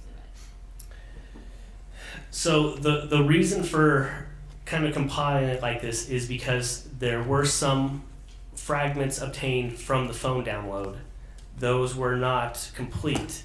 And the Google warrant, which the account is associated with for Fiverr and some of the other Spell purchases, the Google... Let me just get you to clarify that. When you say the Google account, what are you talking about? The subscriber information for the individual who has the Fiverr account. Did you identify who that was in this case? Yeah, that would be Mr. Millete. So what Google account are we talking about? This one would be the, I believe, Larry.Millete@gmail. Continue. So, as previously testified, Investigator Grindley obtained those records. However, none of the Spell emails were in the records, indicating that they had been deleted from the account. So we only had fragments. So the only other way to obtain these emails would be to get them directly from the source, which would be Cal Astrology, Fiverr, and if we requested anything from any other individual users. So they all came in different formats, which were oftentimes difficult to easily interpret just from looking at. So the formatting that was done was made to make it easy to understand the source that it came from, who the spellcaster was it from Mr. Millete, or was it from the spellcaster, and then also provides the content of the emails or communication between them. And can you tell us, when did the communications with these spellcasters begin? That would be September 2020.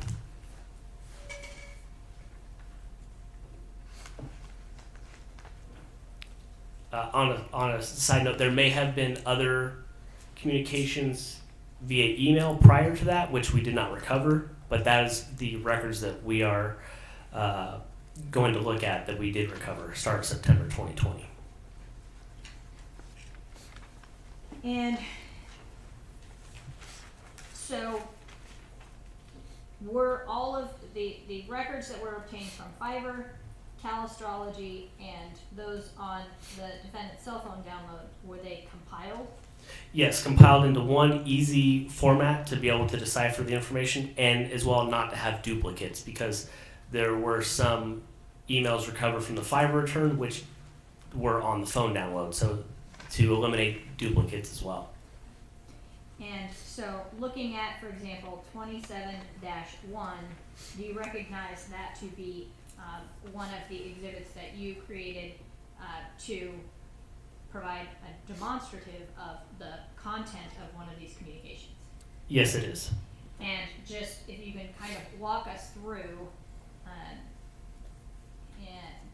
what it is that is documented in each one of these exhibits, essentially 27-1 through 27-83. Yeah, so the top left portion is going to be an image which is associated with the company or caster. The top right portion is going to start a box format.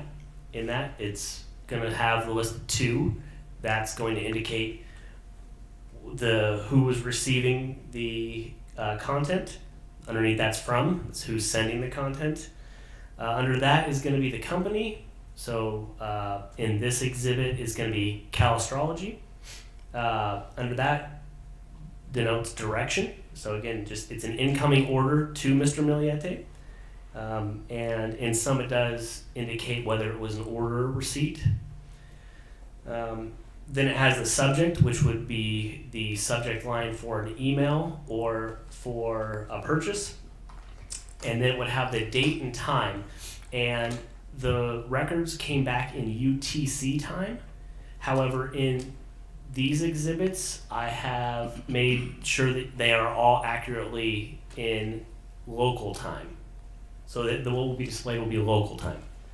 And then under that will be a section just denotes deleted, and that's if it was a phone download, whether it specifically noted that the email had been deleted off the phone. And then under that will be the source, and that's just going to denote where we obtain the record, whether it be the Calistrology search warrant, Fiverr search warrant, or from the iPhone itself. And then under that is going to be the content of the communication. And how did you organize, or how were these spells organized? In other words, chronologically or by some other method? Utilize two different main ways of organizing. The first is just being chronological, and that's what will be displayed today in the exhibits, is just in a chronological order.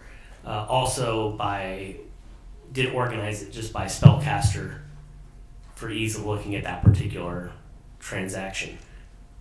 And just so we can understand a little bit the volume that we're talking about here, did you actually compile a list of, for example, the number of just pages, and understanding that some of these are 2 pages long, the number of pages for each month that we're talking about? Yes, I compiled the number of communication pages for each month. And is that 27-84 of the exhibit? Correct. Okay. And so does 27-84 accurately represent the number of pages for each month? Yes, it does. Okay. And again, this is compiled the Calistrology return, search warrant return, the Fiverr search warrant return, and communications found on the cell phone download. Yes, it would be the totality of what we discovered. Okay, and so September 2020, how many pages of communication? We have 28 pages of communication in September of 2020. October of 2020, how many pages? 325. And 108 pages in November, how many in December? December, it goes up a little bit, so it goes up to 758 pages. And then January 1st through the 8th, 2021? In just that week is 455 pages of communication. And then January 9th until February 12th, 2021? That would be only 35 pages. Okay, so for a total of 1,709 pages? Correct. Okay, and then did you also calculate how much money was spent? I did. Because in some of these in these documents, does it list how much the spells cost? Yes, in addition to the financial records. Okay, and looking at 27-85, is this an exhibit that you created to represent the amount of money spent on spells? It is. And this was using which methods or what documents to determine this? This would be primarily the Navy Federal Credit Union and PayPal accounts. And is each amount and number of spells listed accurate based on your review of all of these records? Yes, it is. And what was the total amount of money spent between September 2020 and January 11th, 2021? So for 70 spell purchases, it was $1,154.05. Now, we see one spell, for example, purchased January 11th, 2021, but I think in the exhibit prior, it shows communications that go through February 12th, 2021. Can you explain that? Yes. So there is one spell purchase after January 8th. But I'm just asking in terms of the logistics of how this works.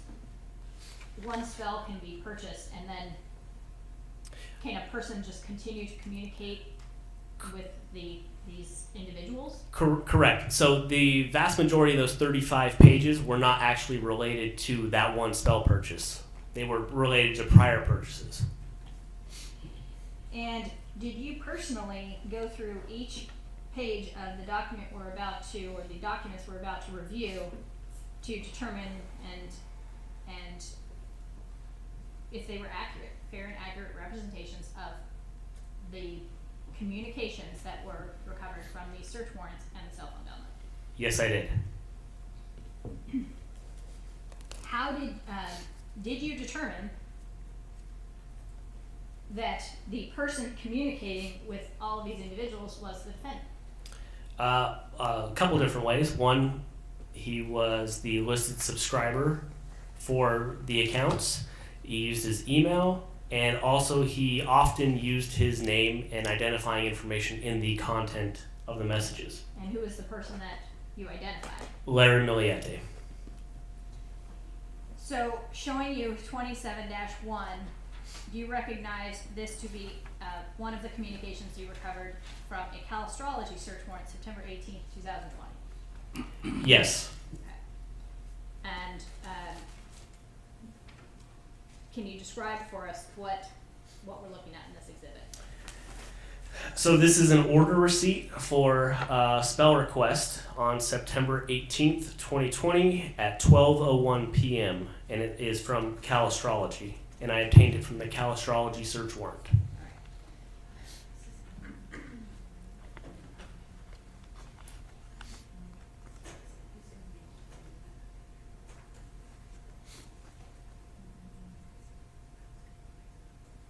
All right, and can you read for us what this? I did read it, Oh, so okay. that helps. I just read it. Oh, okay. Well, Your Honor, I mean, I think. Okay, it's fine, I just wanted to let you know, I read it. Okay. Okay. If you want to go ahead and Yeah. read at least the top portion of the spell request. Sure. I would like a powerful love spell to bind my wife, May T. Millete, to me forever.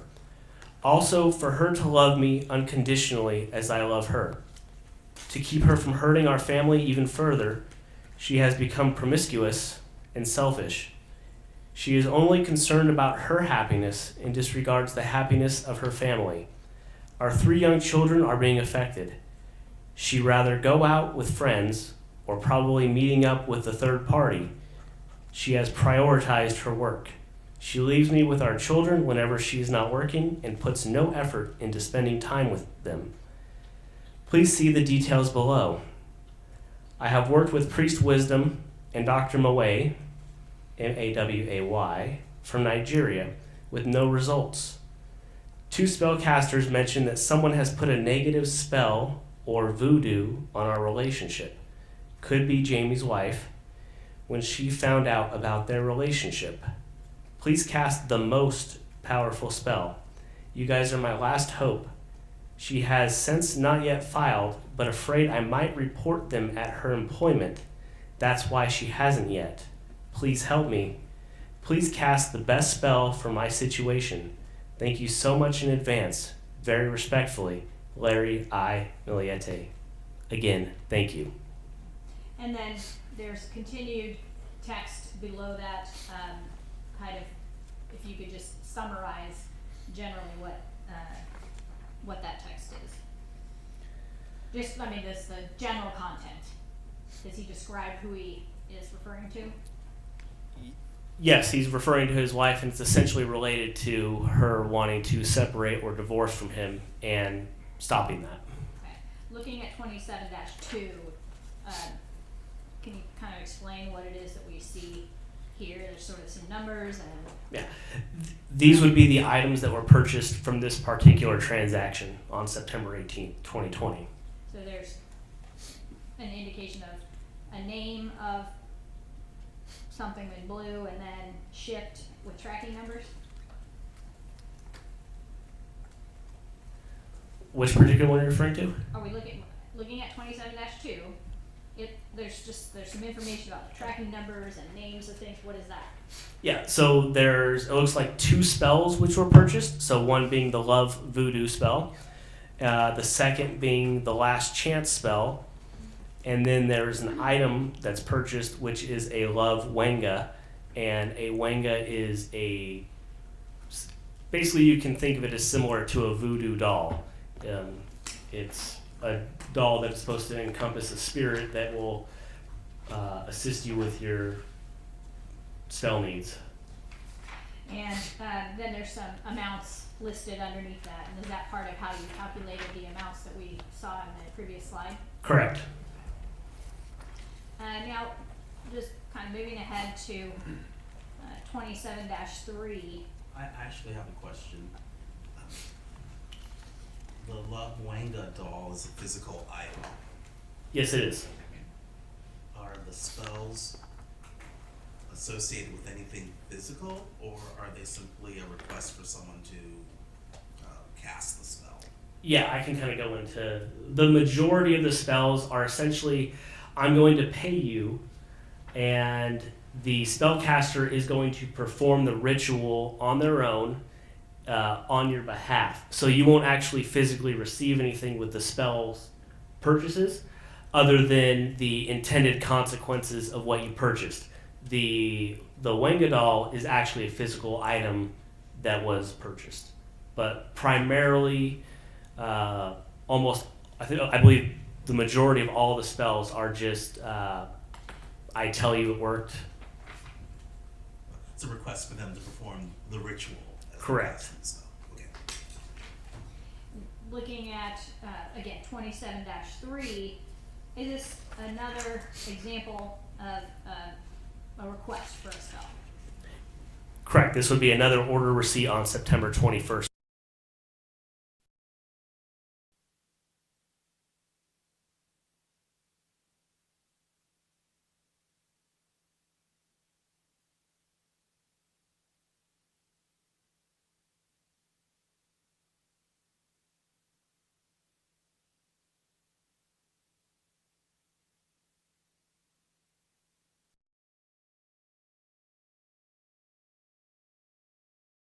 Go ahead. And this would also list the item purchased at the end of the bottom of the second page. And what is the name of this purchase? This is called the Doomed to Fail Black Curse. And without reading the entire content of this, who's the intended target of this curse? That would be Jamie. Just one note, just for your honor. The spells, there's different types of spells. So you can purchase love spells, you can purchase hexes. So those are two distinct things. So you can purchase for good things to happen, and you can also purchase for bad things to happen. This one would be of the latter, for something bad to happen. And so, would it be fair to say that in the context of all of these purchases, there were a few different people who were the targets of the requests? That would be correct. There's primarily two individuals who are listed in the requests. And who are those people? That would be May Millete and Jamie. And what is the general request and theme of all of these requests with regard to May? In regard to May, there's quite a few themes there. It ranges from different kinds of control, having her be subservient, being a sex slave, to her obeying him. And then there's also times where there's requests for her to be injured so that he could take care of her. As noted, I don't know if we're going to get into it a little later, so maybe I don't want to go too much into all that. Okay. But there's different types of controlling, and there's also injury spells which are requested. And Your Honor, I think the witness has authenticated the entire set of records. Your Honor can read all of those. I'm not going to review every single one, but have him review a few of them. So looking I at... think that's expedient, because if you spend a minute on each one, we'd be here for 80 minutes. Yes, so that's my plan. I just wanted to alert the courts. So looking at 27 dash, so we have up through 27-4, a couple of examples of requests that were done in September 2021. Is that fair to say? Correct. Okay. And then looking at 27-5, this would be an example of another forum. So this was, the source of this was the iPhone SE Celebrite January 13th, 2021. What's that in reference to?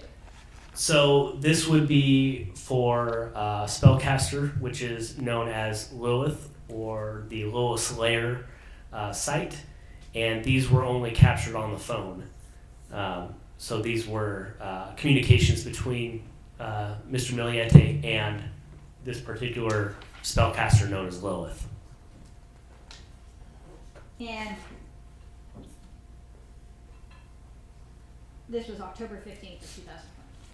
At 12:52 p.m. You mentioned that there were some that also indicate a request for harm. Looking at 27-7, would this be an example? In fact, the subject is physical harm. Yes, this would be an example on October 27, 2020 at 12:55 p.m. And the content being, do you have any spells that can manifest to cause physical harm?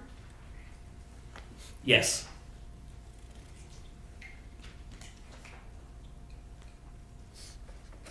Similarly, on 27-9, another request. What is that?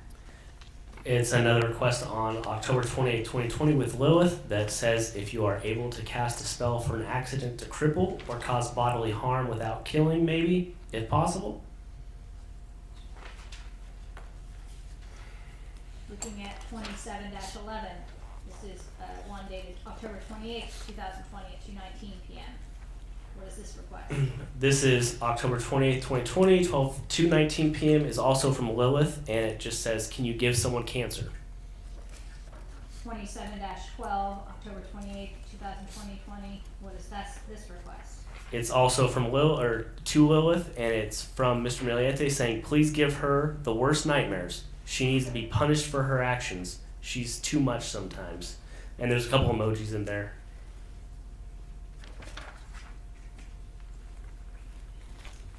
You mentioned that there were requests to harm this person named Jamie. Looking at 27-16, is this an example of one of those? Yes, it is. Okay, can you read this one? Yes, this is again from Mr. Millete to Lilith, and it states, good afternoon, Lilith. I respectfully ask you to please recast or boost Jamie. Still works at Swarmac and has not been punished. Please make him suffer tenfold in everything he does for his entire life. Hoping to be cut short, if possible. Thank you, Lilith. Very respectfully, Larry Millete. Was there also, it looks like on 27-17, some reference to subliminal life training? Yes, on this particular one, it looks like there was some difficulty in obtaining his playlist. So he's requesting to get the information on his account.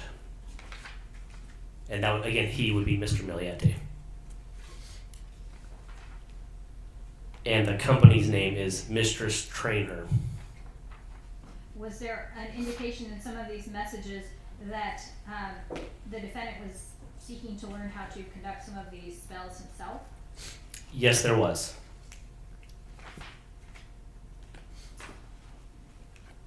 Looking ahead at 27-25, this appears to be a company that you referred to, Fiverr, and this is December 14th of 2020. And tell us a little bit about what this is. It looks like it says to Mystic Lunar. However, the company is Fiverr, so can you explain that for us? Yes, so Mystic Lunar would be the particular spellcaster in this case. Fiverr would be the overall company, and Mystic Lunar is someone who is utilizing the service to communicate with Mr. Millete. And in this first sentence here, so the spell, I'd like to focus on dominating her and for her to obey me. She needs to start listening to me as head of the household and no longer can trust her decision making. Was that a common theme of some of these messages? Yes, they are particularly focused on control and obeying.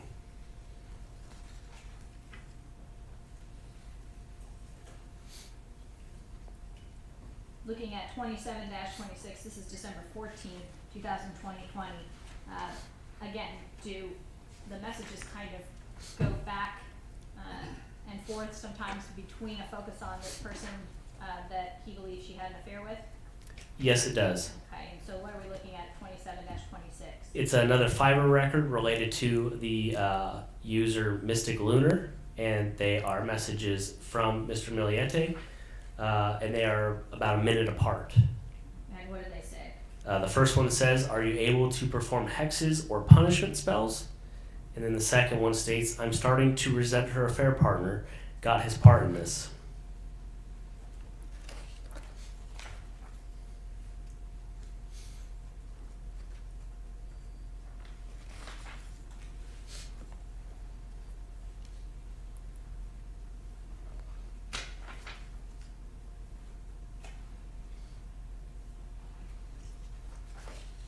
As the spells, the communications continue through December, do they, again, kind of flip back and forth, but is there a focus to some degree on efforts to prevent May from leaving?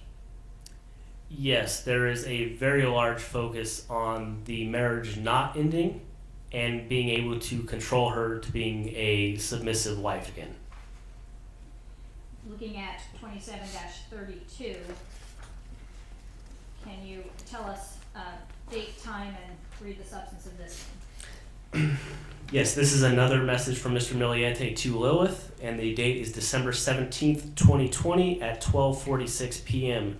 And the content states, "Hi Lilith, is there a hex or spell you can cast for May to be dependent on me and humble her down? I already wait on her hand and foot, and she's very unappreciative. It's only when she needs me that she's very sweet and kind. She hugs me and everything. I'm starting to resent her sometimes. I figure if she's sick, injured..." I lost my place there. "I figure if she's sick, injured, or something that she would have to depend on me and have use for me, it's when she's healthy that she feel like, fuck everybody, I can take care of myself attitude with disregard to their feelings. She just doesn't care. She just kicked my parents out of our house, who took very good care of our 3 little ones. Very unappreciative, like I said. Is there one you can cast for this? Would it be a hex or a custom spell? Larry." And 27-33, December 17th as well. Was it common for you to see multiple communications to a spellcaster in a day? Yes, and not only multiple spellcasters in a day, but often the same information in a day to multiple spellcasters. Okay. And so would this be an example of that? This would be exhibit 27-33? Correct. To Lilith. And just what's the first sentence or first few sentences of the content of this one? Sure. "Good afternoon, Lilith. Is there a spell you can cast to incapacitate or make May not want to keep leaving me and my kids behind? Can you make her sick so she has to depend on us for care? I'm just at my wit's end trying to appease her." And in fact, at one point in communications, looking at 27-36, on December 18th, 2020, there's a message to Mystic Lunar or Lunar Coventry at gmail.com. Correct. So there is some communication that's to Lunar Coventry because of some circumstances that happened on the Fiverr account. What do you mean by that? He was blocked. And so, explain a little bit about what this communication is all about, or who Lunar Coventry is. So Lunar Coventry is a spellcaster who also has the name Mystic Lunar on the Fiverr accounts. And what is the communication in this message? This message is, "I left these subliminal on that she doesn't like. I'm desperate, so I'm trying everything to calm her down." And again, continues on December 18th, 27-37. This is December 18th at 4:51. What is the content of this message? This is a message from Mr. Millete to Lilith. It states, I ended up order save my marriage today. So that would be referring to a spell that was purchased. And then it goes on to say, please make her sick. D, dad, O, she needs me. And it's essentially trying to say so that she needs me. And stay home, do she doesn't leave us. So she doesn't leave us.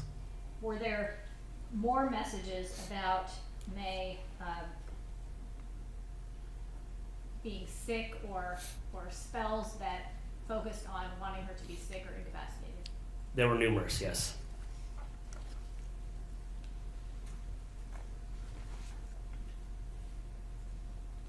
In fact, were some of those on December 25th, 2020?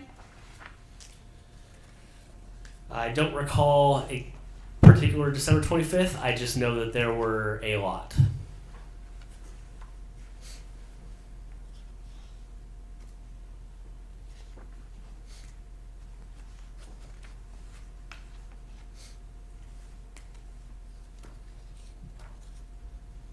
Looking at 27-43, you recognize this communication and content. And can you kind of explain to us what we see in this one? It has a highlighted section, so how is this different from the other one? Yeah, so this is a communication from Lilith's account, and it's related to an order purchase. So there's a lot of extra information related to PayPal and other communication in there. The highlighted section is going to be the notes section, which would be what Mr. Millete wrote in ordering the spell. And can you just read to us what that note said? Yes. And Good this af- is December 27th, 2020. At 12:13 p.m. Good afternoon, Lilith. You know my situation and the target, May Millete, born 1 May 1981. Please humble her down. She has become really selfish and narcissistic. Make her really sick and keep her sick until she realizes that it is us, her family, Laura May, Maylani, Lazarus, and myself, are the only ones that will be by bedside on her deathbed. Not her fake friends on Facebook, and other social media that she eyes more importance than us. Please banish everyone else from her life with the exception of us four. Thank you, Lilith. Again, please keep the curse on her until she gives us more importance and not until she realizes that we are the only ones that are important. Her life, love us unconditionally, and keep her home instead of constantly leaving us behind. And was that a similar theme in those messages that you reviewed throughout December? That would be correct. Would you say, as you reviewed these messages, there was any change in tone, increased frequency, or any difference in the nature of the requests? Yes, both. So the change in frequency, as noted before, there's almost as many spells and spell communications in 1 week of January, leading up to January 8th, as there are in the whole month of December, which is the highest volume of spells and communication.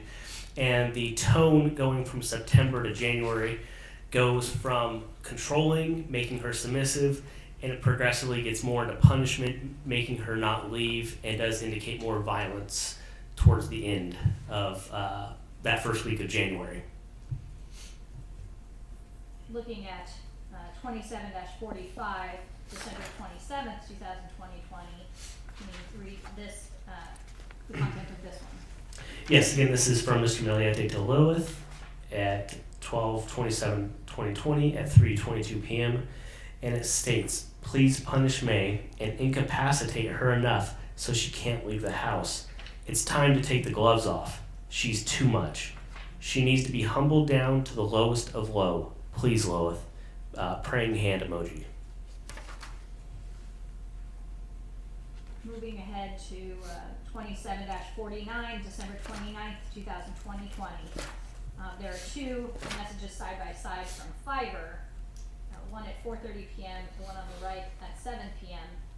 Can you read these Yeah. messages? So the one on the left is going to be from Mr. Millete to the user Pagan54, and it states, "Oh, before I forget, will the hex remove itself after the requirements are met, or will I have to request for it to be removed?" And then the comment back from Pagan54 to Mr. Millete is, "And the hex will be gone once the requirements are met." So what, in your review of these records, what is the request, what does that mean, removing the hex? So there is a hex purchased by Mr. Millete on May Millete. In fact, he overpays for it, and so he's given 29 additional hexes to go along with the one that he purchased. Does he end up using all of those on May? He cancels the hexes on May on January 9th and requests for them to be used on Jamie instead. And it may be January 10th for the roof request. That record is in this exhibit? That'd be correct. Okay, so we'll get to that. Looking at 27-52, are you familiar with a trip that the family took to Glamis the weekend of New Year's? Yes, I am.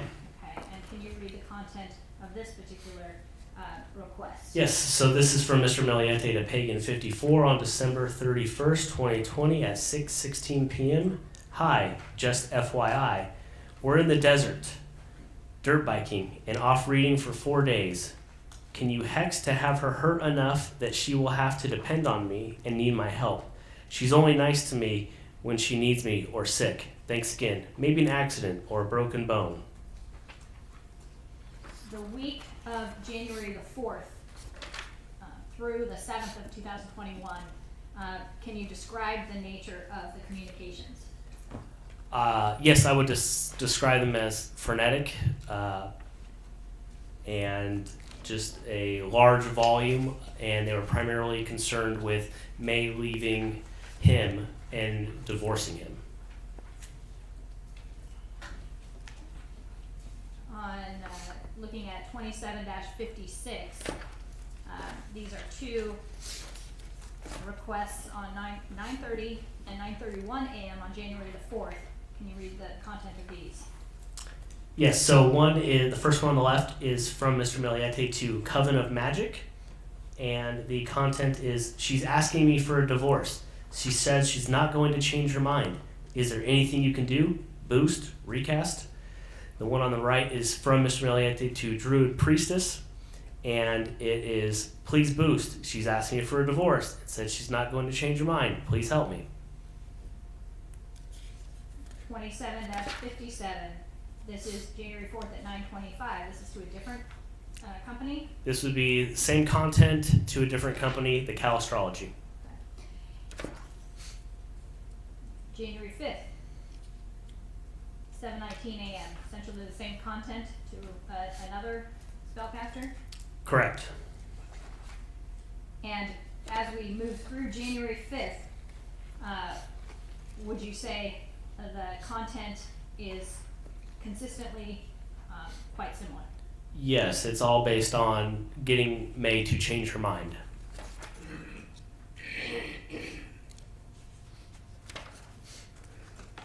Looking at 27-60, this is January 5th at 8:27 a.m. If you could read the content of this.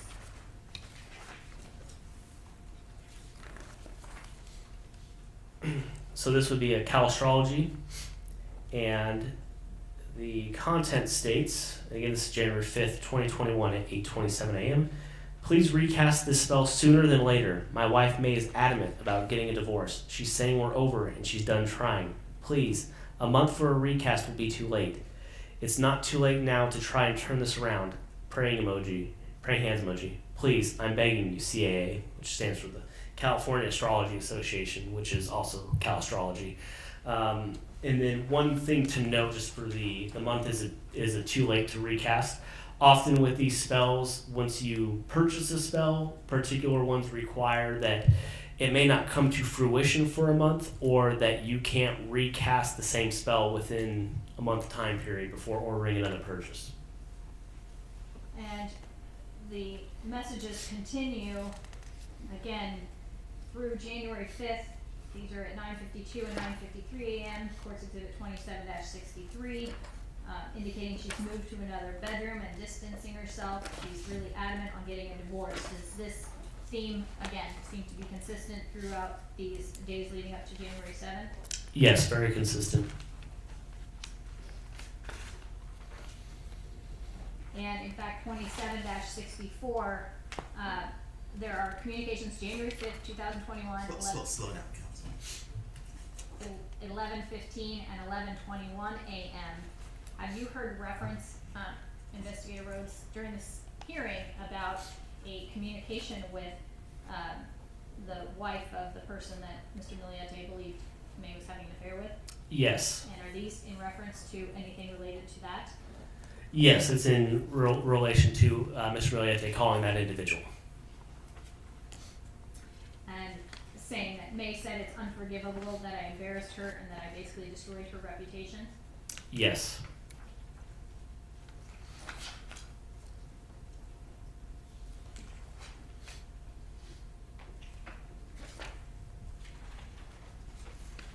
In the course of these communications, does the defendant also send messages to the spellcasters where he tells them what May has texted him? Yes, he specifically states, see these messages that I've received from May. And looking at 27-66 is the exhibit here, January 6, 2021, 9:45 and 9:46 a.m., an example of that.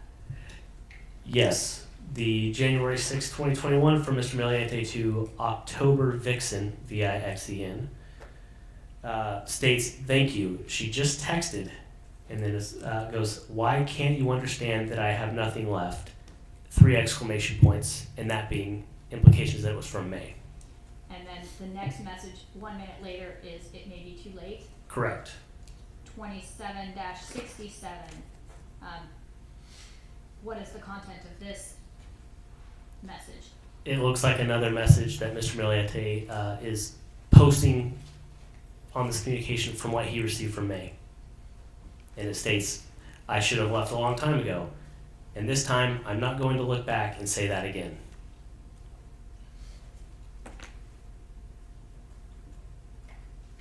Now, is there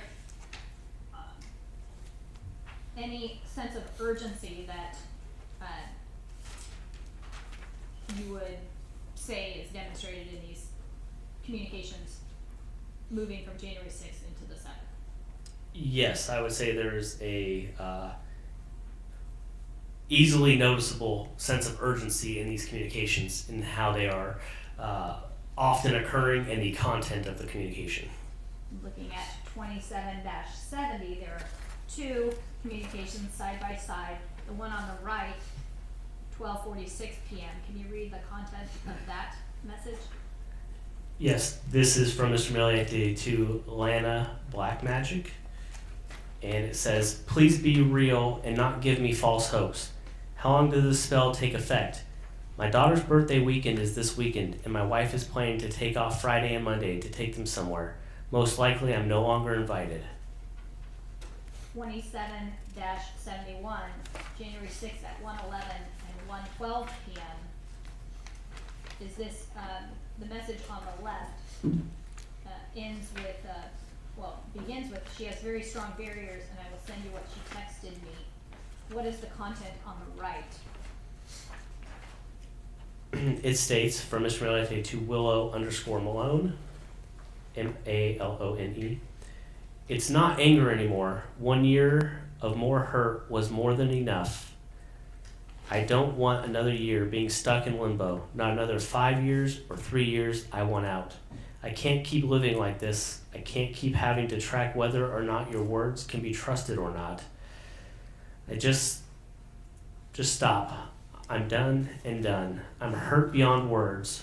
I'm numb beyond repair. I don't trust you. Should have left a long time ago, and this time I'm not going to look back and say that again. I'm not going to look back and say that was this moment. When that happened, I should have left.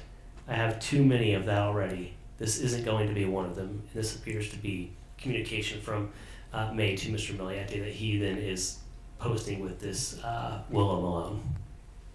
Now, you had indicated he's not just communicating with one spellcaster during this time frame. Is that fair to say? That's correct. There are numerous. And 27-72 is an example of that as well. Correct. And what are we looking at on the left side there? It's essentially the Cal astrology message, which has the basically the same message that was just on the previous exhibit. 27-74 is January 6th at 11:58 p.m. Who is Sherry Grayson? That would be another spellcaster. And is that a spellcaster we had seen before? That is not. And so what's the substance, not necessarily reading all this, but what's the substance of this request? Basically, that Mr. Millete is looking for somebody that can cast a spell that will stop May from leaving him and stop the divorce. And he's desperate for those things to happen. And then looking out at January 7th, 2775, we have two messages side by side to two different spellcasters. And what's the message there? It just says she took her ring off, and this is a constant concern in the spell communications. 27-76, 27-76, January 7th at 8:22 a.m. What is the substance of this message? Yes, this is from Mr. Millete to October Vixen, and it states, "Thank you. Please don't abandon me. She's telling me that she just wants to co-parent, but not as husband and wife." 27-77, 8:27 and 8:36 a.m. Two messages side by side. What is the substance of these? The first one states, "Now she's saying nothing I can do will change anything. She doesn't to go through the same things over and over again with me. She just wants to be parents for the kids' sake. She wants to set up as individuals to just be parents, but not together. She's saying she's passed. She just blew up at me. She said if it weren't for the kids, she'd be out." And these were to astrologygoodluck@gmail.com. 27-78, 9:01 a.m. January 7th. What is the content of this message? This is a message from Mr. Millete to October Vixen, and it says, "Can this be fixed? She just walked out and said this is it. The divorce is going to happen whether I want it or not." And then continued messages similar about making her sick. 27-80, January 7th at 2:14 p.m. There's a message that's like to Cal Astrology, 2:14 p.m. A highlighted portion, if you could just read that. Yeah, it says, "She's out of control and pushing and pushing. I think she wants me to snap."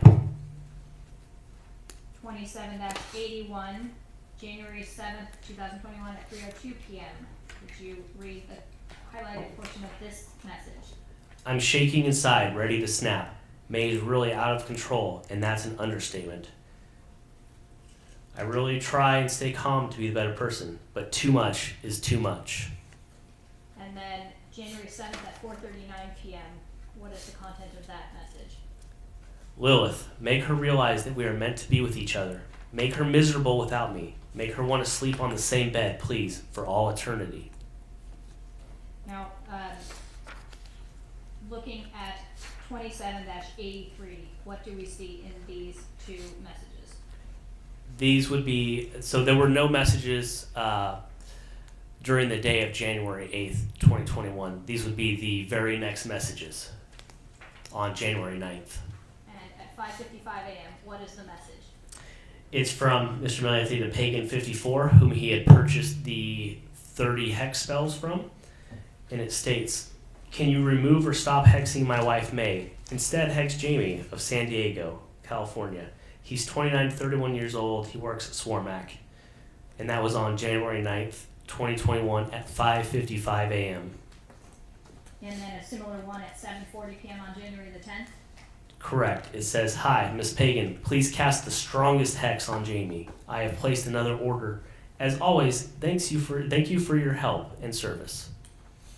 So he had purchased an additional hex on top of the remaining however many hex were out of that 30 hexes. And is that one spell that was purchased that we saw in January, after January 7th, 2021? Correct. And of the remaining communications with any of these spellcasters, were there any that focused at all on May? There were none. The focus was what? They were all on Jamie after January 8th, 2021. There's no mention of May anymore. It's all related to hexing and punishing Jamie. Thank you. I have no other questions. Okay, we're in recess for the evening. We'll resume tomorrow morning at 9 a.m. We're ordered back at that time. Anything further we need to discuss?